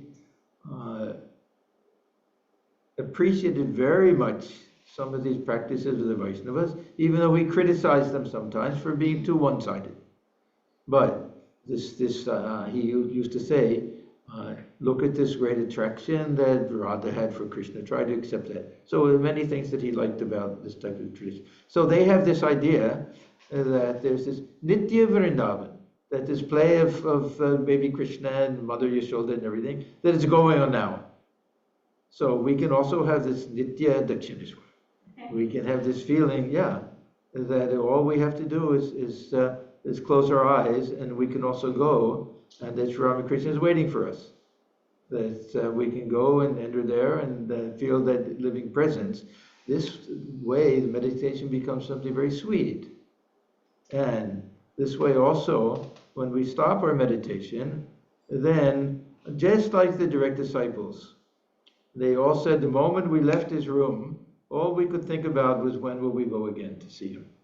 So we end our meditation, we look forward to our next meditation. And the whole time in between we're thinking, when will I go back and have that communion, see Sri Ramakrishna again. So this is part of that Lila Dhyana. And then we can have these two moods. This Radha, she had these two moods. One was called Viraha Bhava and the other Milana Bhava. Viraha Bhava is that separation from Sri Krishna and that tremendous longing to be united with him. And Milana Bhava, when she finally got to sneak out at night and go and meet him. And they say that this Viraha Bhava was greater than Milana Bhava. Milana, yeah. Milana means coming together, meeting. Milana Bhava and Viraha Bhava. That this longing to be in the presence was even greater than the joy she had when she was with him. Yeah, interesting idea. They say there's a Bengali expression, Pawa teke chawa bhalo. Yeah. Wanting something is greater than getting it. It's something like that. Yeah. So anyhow, so this turns our meditation really into this feeling that we can have we can be in the presence of our Ishta Devata at the time of meditation, and this tremendous carryover effect that we feel the joy of that will continue throughout the day. The mind will be there, and we'll be longing to get back to it. Otherwise, meditation is a chore. It's not easy. It's difficult. So this really sweetens the whole thing. Now, there are just a couple things, then we'll get to questions. There are just a couple things that are very helpful for this type of Lila Dhyana, this meditation on the divine spirit. That, before I get to that, The one nice thing about this is that at the end of this type of Lila Dhyana, we can say to Sri Ramakrishna, okay, you've done your singing and dancing and everything, now go sit down. Go sit down, close your eyes in meditation, and I'll simply watch you. So we end up doing what we found too difficult to do in the very beginning, that we can end up with that type of feeling. Okay, now, two things that are very important. One is to immerse ourselves in this world of Sri Ramakrishna. And the best way to do that is this gospel of Sri Ramakrishna. This is really one of the greatest treasures that we have. The way that M wrote this, so that when we read it, we know exactly where Sri Ramakrishna was sitting. We know exactly what direction he's facing. We know direction that the Ganges is flowing. We know everything, who's in the room, all of these things. So we can picture all of these things in our mind. And we have the words of Sri Ramakrishna taken down so carefully that we really feel that we're in the presence there. The more we read of this gospel of Sri Ramakrishna, the more we enter into that world. This was the beginning of my spiritual life. I just became addicted to this book. That I remember the first time I read it, that immediately I began again. I had the small version, the abridged version. So after going through 4 or 5 times, finally I got the big one. And I would spend an hour every night just reading it. And just you find you sit for meditation and you're right back there with him. Yeah, so it's extremely important. Second thing is to visit these places. Is to act, of course now you can't go into his room, but before, to actually sit in Sri Ramakrishna's room. Because one of the points I wanted to make before was that this, what we call visualization or imagination, is really memory. If somebody says, picture yourself doing anything, picture yourself, sitting at home. What do? We remember what it was like when we sat at home. Yeah. If we never did it before, we'll piece together other things in the hope that it kind of matches. But if we've actually done it, then it really is a type of memory.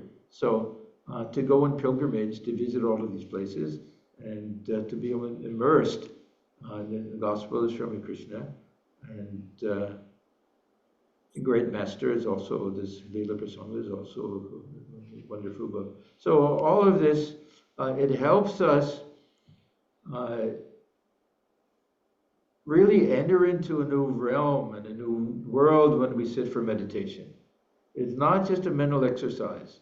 We can really feel that divine presence. We can feel ourselves as entering into that world. We can feel ourselves as also spirit worshiping spirit somehow. And then it becomes a really living process. So this meditation, it's no longer a spiritual practice. It's really having that living experience of the divine, direct experience. Now, it doesn't mean that every meditation will be perfect. And it doesn't mean the mind won't wander. It doesn't mean that it's not a struggle. But these things are all very helpful, I find. I find very helpful types of things. So let me stop here. And now we have time for questions.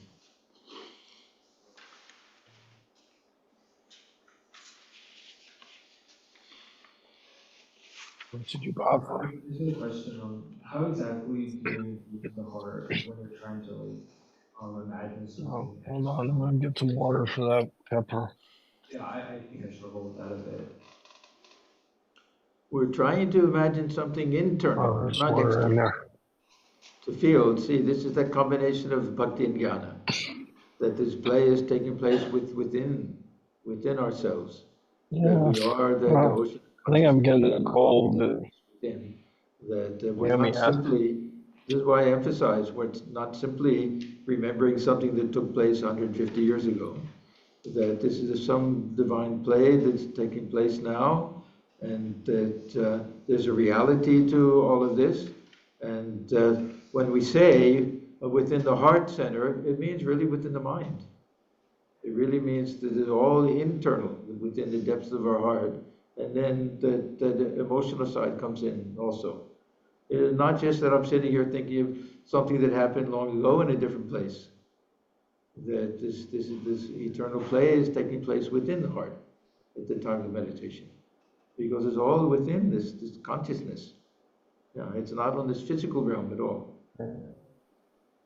So like practically should you like have your attention on your heart and as well as try to imagine the play that's going on? In the beginning we can really feel tactily, physically, when we sit for meditation. We can even feel our breath a little bit and feel that. But as meditation deepens and deepens, and we feel that only us and the Ishtadevata face to face, then we forget everything else. Forget we have a physical body. Forget we're in the room. Forget everything else. And then we're just, now we're this divine devotee and this divine Ishtadevata face to face. But it's all taking place within the heart center or within the mind, we could say, but not just mind, because it's not just a mental thing. It's taking place within the depths of our being somehow. Yes.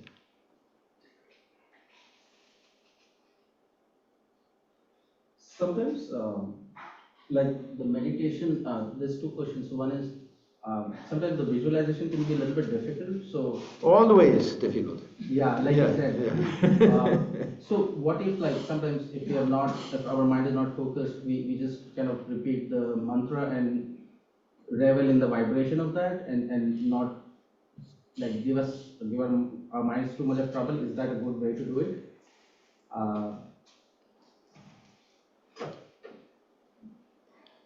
See, when we're given instructions in meditation, that we have something very distinct and definite to do. At the same time, we have to understand our own minds and understand that this is an ideal that everybody knows we won't follow 100%. Just because of the nature of the mind. So if that works for you, if that can keep you focused in your meditation, and putting more attention on the japa aspect of it, then I think there's one positive thing of doing it. I also do that sometimes. For other people, they may want to open their eyes, there may be different things, or do this lila dhyana, but this is definitely one of the options.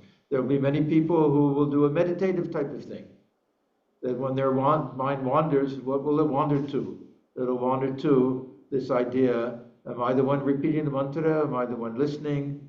Am I the witness of this play? Am I the object? So we can do some type of Vedantic reasoning even. Because the mind is going to wander a little bit. What we want to do is keep it from wandering to mundane things.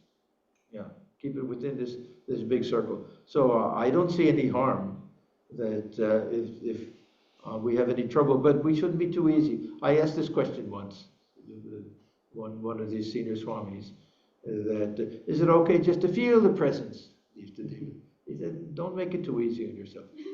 Try to do that visualization. It's difficult, but try. And yeah, we can go through phases where we really feel as if we're seeing. And some people are better than others. This is also a point. Some people have almost like a photographic memory, and they'll have a much easier time with this visualization than others. We had this one great Swami, Atmajnanananda, who was a great artist, and he did so many paintings of Sri Ramakrishna and Holy Mother and all the direct disciples that I always wondered what his meditation was like. He knew every inch of Thakur's face, every little nuance of his eyebrows and everything like that. Could he do it? Bring it back to his mind at the time. I never asked him. I was too shy, I guess, but yeah, I always wondered about that. But I know that there's some people who are visual people, and there's some people who are tactile people, all different types of things. So yeah, for some people it may not be a problem. Some people may be able to do this visualization. For me, it's difficult. Swami, there's one more. Okay. Obviously, at times there is a devotional feeling, which is like the bhakti and all of that, but sometimes it's just like, you're just there to drink the consciousness. It's like, it's like almost like the comparison with intoxication and drinking. You don't feel that devotion is not such a high state. Yeah, chewing pebbles, they call it. What is that? Chewing pebbles. Yeah, that is just hard work. sometimes. Yeah, sometimes meditation is just hard work. Yeah, what I'm saying, don't think that all day long I'm longing to go back to sit at Thakur's feet. I also have the wandering type of mind and everything, and we're not always in the mood. But these are all helpful things. These are all helpful things. Yeah. So yeah, this is all we can do. When we really have some depth of meditation, we'll feel that it was grace. That somehow some switch gets turned on. But all we can do is try. We have to do that much on our own. Swamiji, thank you for answering my question that I asked yesterday about visualization. But I do have a question. Sometimes I may not just focus on the Ishtadevata. Yes. And you kept referring to focusing on the Ishtadevata. Sometimes, I mean, I'm still thinking about God, but maybe I'm thinking about Shiva or Krishna. But does it have to be channelized to just one Ishtadevata?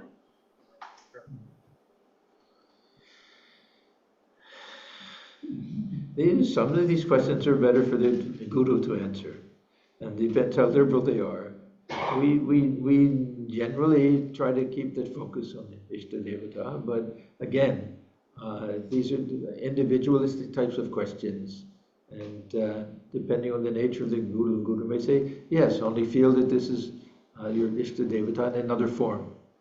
Yeah, so I can't give a very definite answer to something like that. Yeah.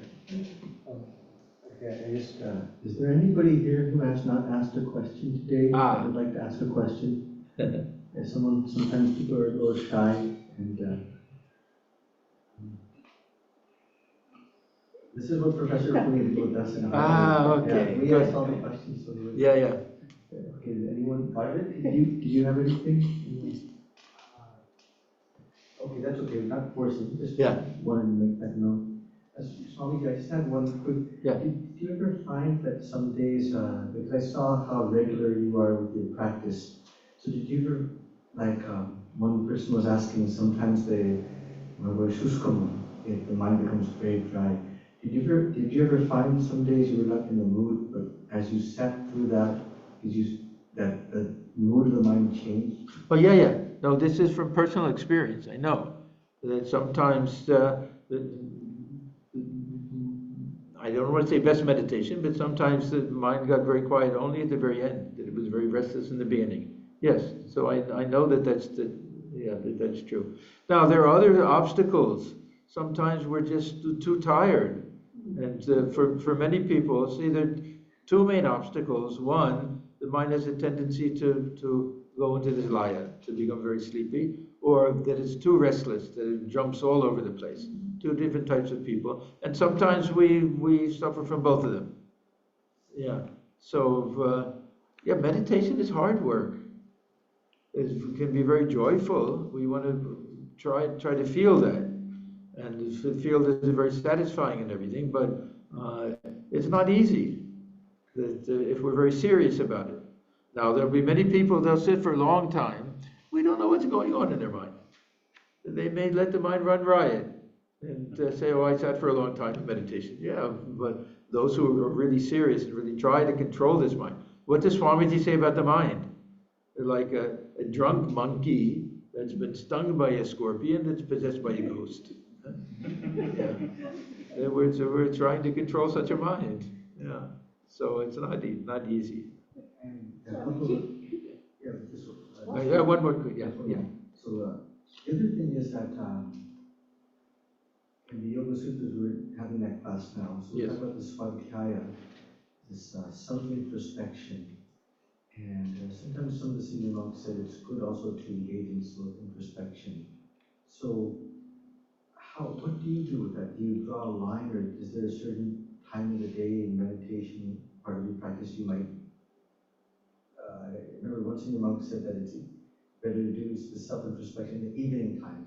I think Swami Brahmananda used to say that every night. I think he said that every night it's good to do some self-evaluation, to introspection, to see what have we done right, what have we done wrong, how serious we are, our priorities, these types of things. Huh? Yeah. Just where we're going.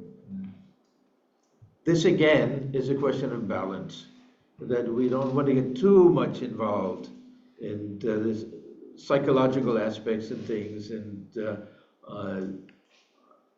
because it ends up being a little bit of ego thing sometimes.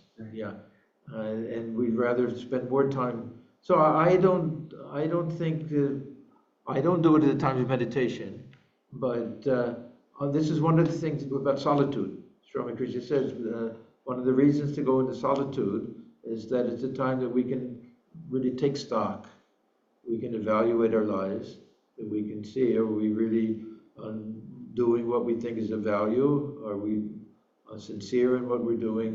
That these are important things to do, but we shouldn't dwell on it too much. And once we see that, oh, now I see that I've been fooling myself with this, I've been telling me this, and then we just go to correct it somehow, if we can. But we have to do some type of introspection, otherwise, yeah, we can, we think we're fooling other people, we're fooling ourselves. And we have to make sure that we're serious, that we're not wasting this precious time that we have. I always think it's good to picture the end of life when we look back on our life. And then we ask ourselves, did I do what I should have done in this lifetime? Did I waste this precious opportunity? What type of satisfaction will we have with our life? Not necessarily that we realize God or not. Yeah. But was I sincere? Did I make a sincere effort? Did I really try my best to lead the life that I feel is we're worth living? To those types of things. Yeah. Swamiji, what do you say to a person who says, I don't need to seek and meditate, I'm meditating in my mind all the time? How do you deal with that? Yeah. I personally don't feel that it's my responsibility to try to correct other people. Yeah. That if that's how they feel, okay, that's all right. It's not for me to say you're fooling yourself or anything like that. But yeah, this is a little bit this thing about people who say we're not religious but we're spiritual, but don't do anything. Yeah. It's not my responsibility to say, oh, you're being hypocritical or anything. Yeah, maybe they're doing the best that they can do, and maybe they're far better than I am. Yeah, so, yeah, I'm always a little leery of these things about judging other people, and to what extent are they doing the best they can with regard to their own samskaras and other things, and yeah. Doesn't it not be nice if somebody tries at least an experience? Yeah, of course it would be, yeah, but we that's on them. Yeah, yeah. I don't think we should worry about ourselves when it comes to our own shortcomings and things like that. But that was Holy Mother's advice. Yeah. Swamiji, in Vedanta, visualization plan is emphasized. I follow Swami Vivekananda for the last 2-3 years. And in fact, virtually he introduced me to Vedanta. And where he also advocating that you have to see first that you are not this body, you are not this mind, you are not this intellectual. Then you are in that, then you are going deep and say you are blank. Hold on to the blank. And that as long as you hold on. So what I'm trying to make a point here is that we are not visualizing any image, we are not visualizing any Ishtadevata. We are visualizing on going deep and focusing on our blankness. And that is what you think about that. Because I was practicing last 2 years and all. But once I get into this and Dikha, I'm getting diverted. So That's the reason my question. Yeah.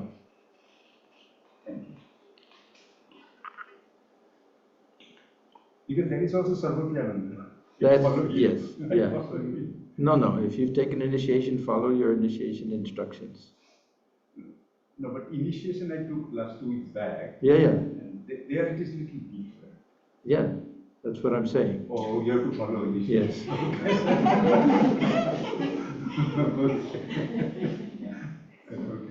Yes. Yes, Violet.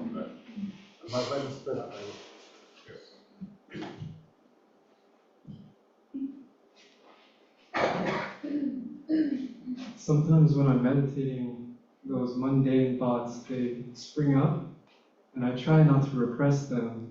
I try to just go back to the object, but then they keep coming up, so it's like a line between, do I focus on it and sit with it to let it pass, or what would your advice be in this situation? Yeah, every instance is different. Sometimes we really want to analyze why did this thought come up? Is this something that I really care about? Sometimes we'll do that. Other times we'll simply say no, that this is just a disturbance. It's I'm being tempted away from doing what I really want to do.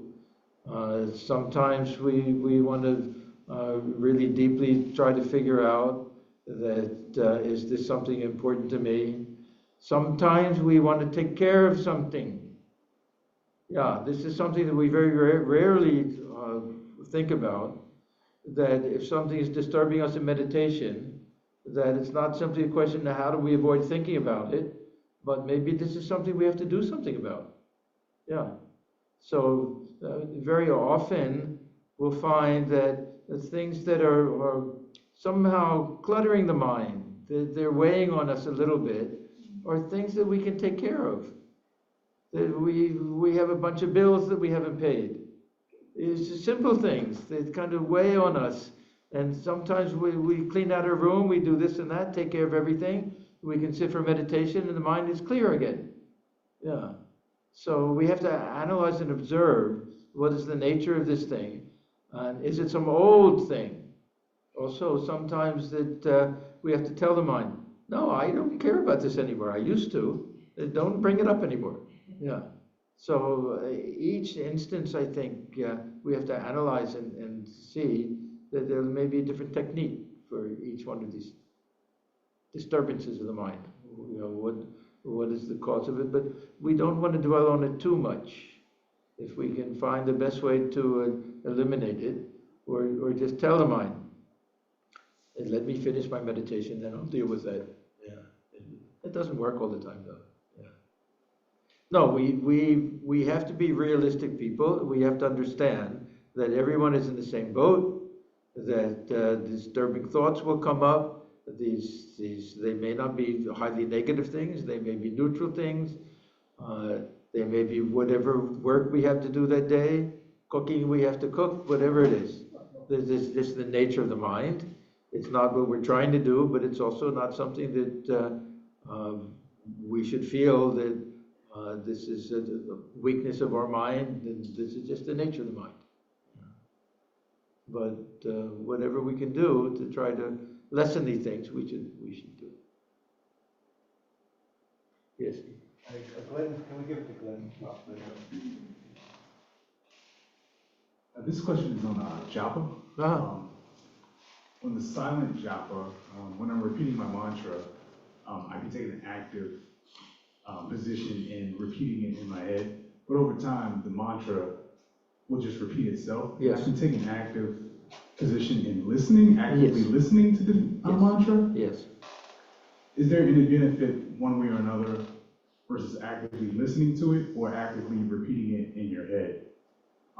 Is there a difference between the two, or is it fine to just sit back and actively listen and take a second person perspective to the mantra in internal voice?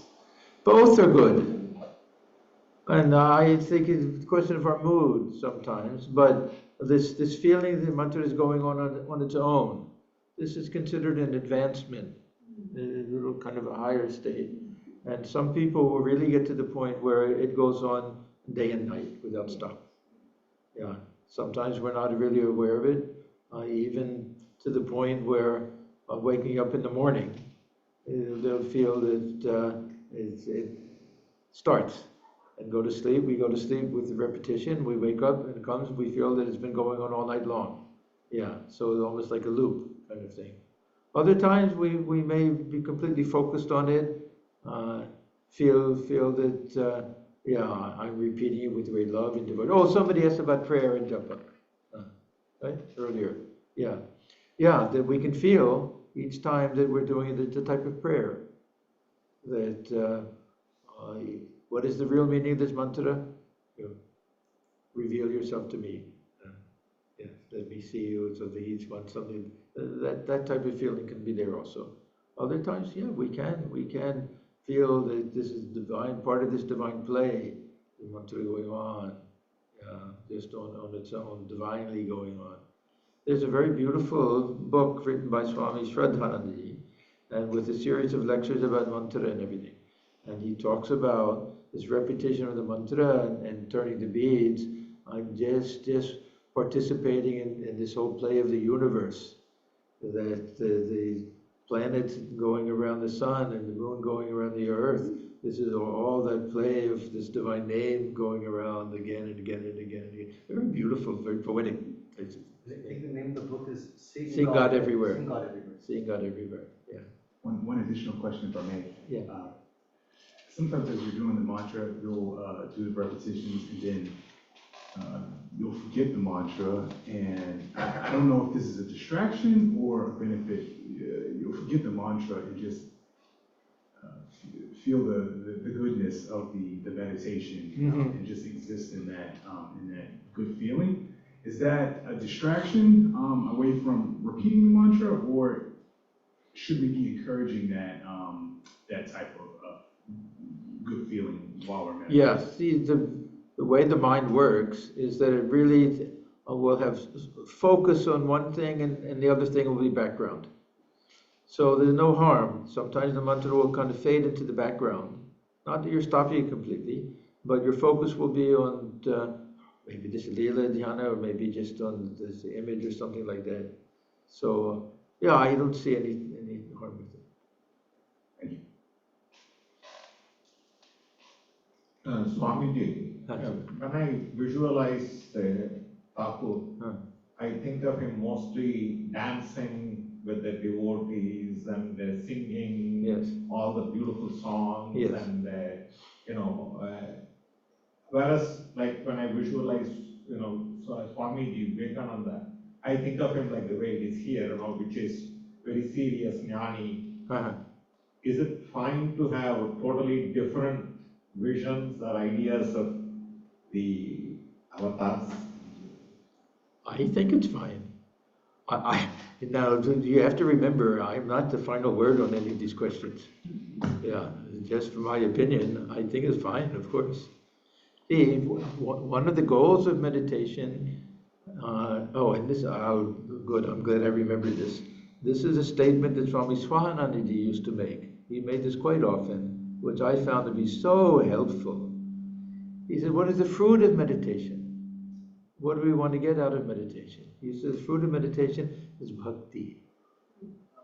See, especially this type of meditation, that we may do this meditation year after year after year and not feel that we're any better than we were in the beginning in terms of concentration. But we'll find that our devotion has grown tremendously. And if seeing him singing and dancing, that helps with the devotion, that is wonderful, of course. We have a question on Zoom. Okay. Rajiv? Go ahead, Rajiv. Please ask your question on Zoom.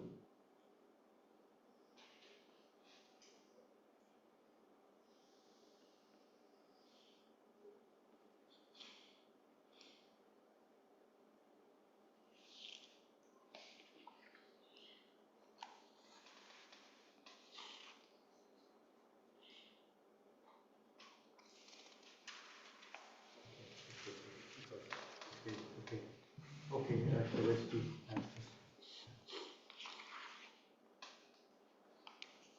you made a wonderful statement about the devotion increases. I just want to make a comment that this is an experience. What you said is that after over the period of years, the concentration is not good, but the devotion increases. And I just want to add to that is, how do I measure the devotion? It just, when I look at it, I feel that I become a much better person. I become much calmer, much more focused, and better human being. Because devotion cannot be quantified like. So I think that is what has helped me all these years. Thank you.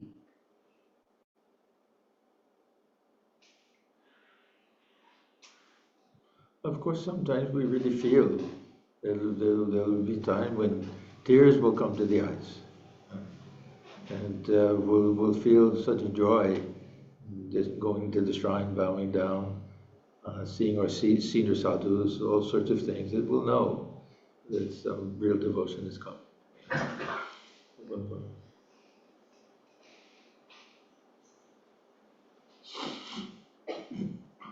Swamiji, sometimes there is like the mind is different at many times, and sometimes the mood is different, so mind gravitates to some form of Lord, like it might be like Hanumana or Durga or whatever. And I think there is one perspective that don't dig holes in many places, but sometimes, and the other part is also like, Sri Ramakrishna is in a human form. He doesn't have like 4 arms and 16 arms and weapons, and so that's all that the paraphernalia and all of that. And so sometimes the devotion does go to him, but at other times it goes to other forms of the Lord. So is that like a distraction, or is that how do we deal with that?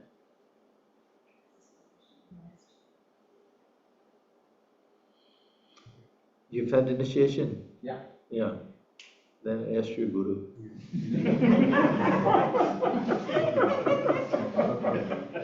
Okay, any other questions? I just share with my experience, like I do puja, I have puja mandap in my home. So when I take the initiations, I do first japa, then I do puja.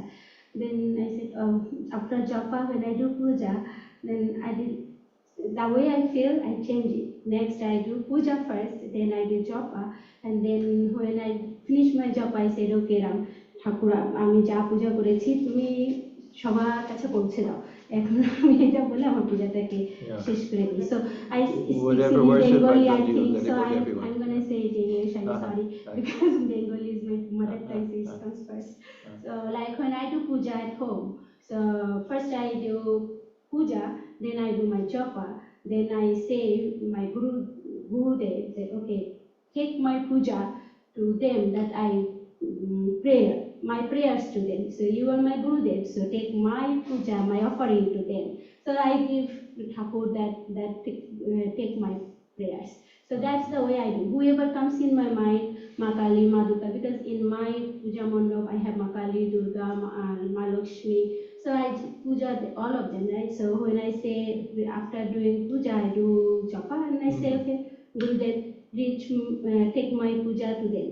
So my puja will be accepted by them. Yeah. That's the way I do. Good. Thank you.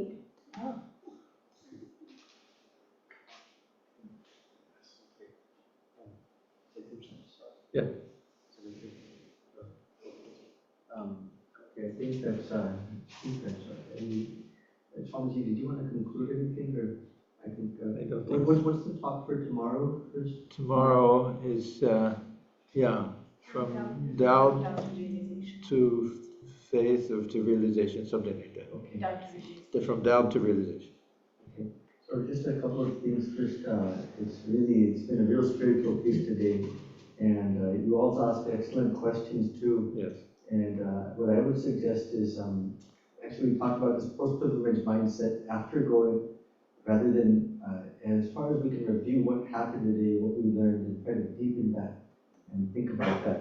And maybe new questions, new insights might come we can ask tomorrow. And today we have Swamiji's with us, so we'll have Arati at 6 o'clock for those who want to stay, followed by meditation. And And tomorrow Swamiji's talk at 11 o'clock, so all of you please try to come. It'll be again. And think about what I say that really say, have conversations with others or just think about it for the rest of the day. And just one final thing, just wanted to add what Swamiji said about this pilgrimages. So I'm giving the 6-week course on pilgrimages. We'll be going to Dakshineshwar, Puri, Amarnath, Kailash, Kashi. And what Swamiji is trying to do is we're trying to do that, make it really embodied, and kind of one purpose will be to kind of enliven the text. So one thing will be like, especially the gospel. So going through the different places, our goal is that you don't have to go to Dakshineshwar. It should become something embodied. And so the different terminology, the North Gate, what Swamiji was describing in Thakur's room today, the small couch, the large couch. This terminology is used again and again, whether it's the Bengali Kathamrita or the Gospel. So we'll give you that, and we want to, that's our goal basically, what Swamiji has said. So we'll do one class on that, one class on the different places Ramakrishna went to Kolkata, and our goal is that to kind of, so any of you, I think we'll post that on the website, on the email, and maybe one time on the newsletter next week. So who is ever interested, you have to enroll ahead of time. So that being said, okay, so Swamiji, thank you so much. You know, it's yeah.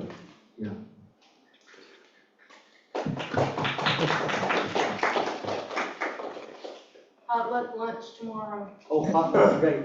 Oh, that's the other thing. So potluck lunch tomorrow, and I think that you saw it in our newsletter. So we really need, like, I think Sailesh, Vani, and Jyoti was saying, we need different volunteers here to help, like, make this place go. So that's as the cleanup, for example. So anyone who's interested in something, if you have certain skills, let Vani, let Jyoti, let Sailesh ji know about them, and especially cleanup because we don't use paper plates because we want to be concerned about the environment. So I think Jyoti is there, and also today's Swamiji, he was looking at the different parts of the ashram, and so just how to maintain, this is like Swamiji was saying, this is all your own ashram, so how to really, if you have any ideas how to improve the ashram even, how to make it more lively, some of these landscaping, I think that's a good thing for us to do. We've had lots of Jnana Yoga today, so that Karma Yoga, as Swamiji said, has to be balanced as well. So thank you so much. Swamiji, do you want to meet everybody outside? Because I don't, whatever. So I think that everyone, Swamiji will stay outside there, and then we can all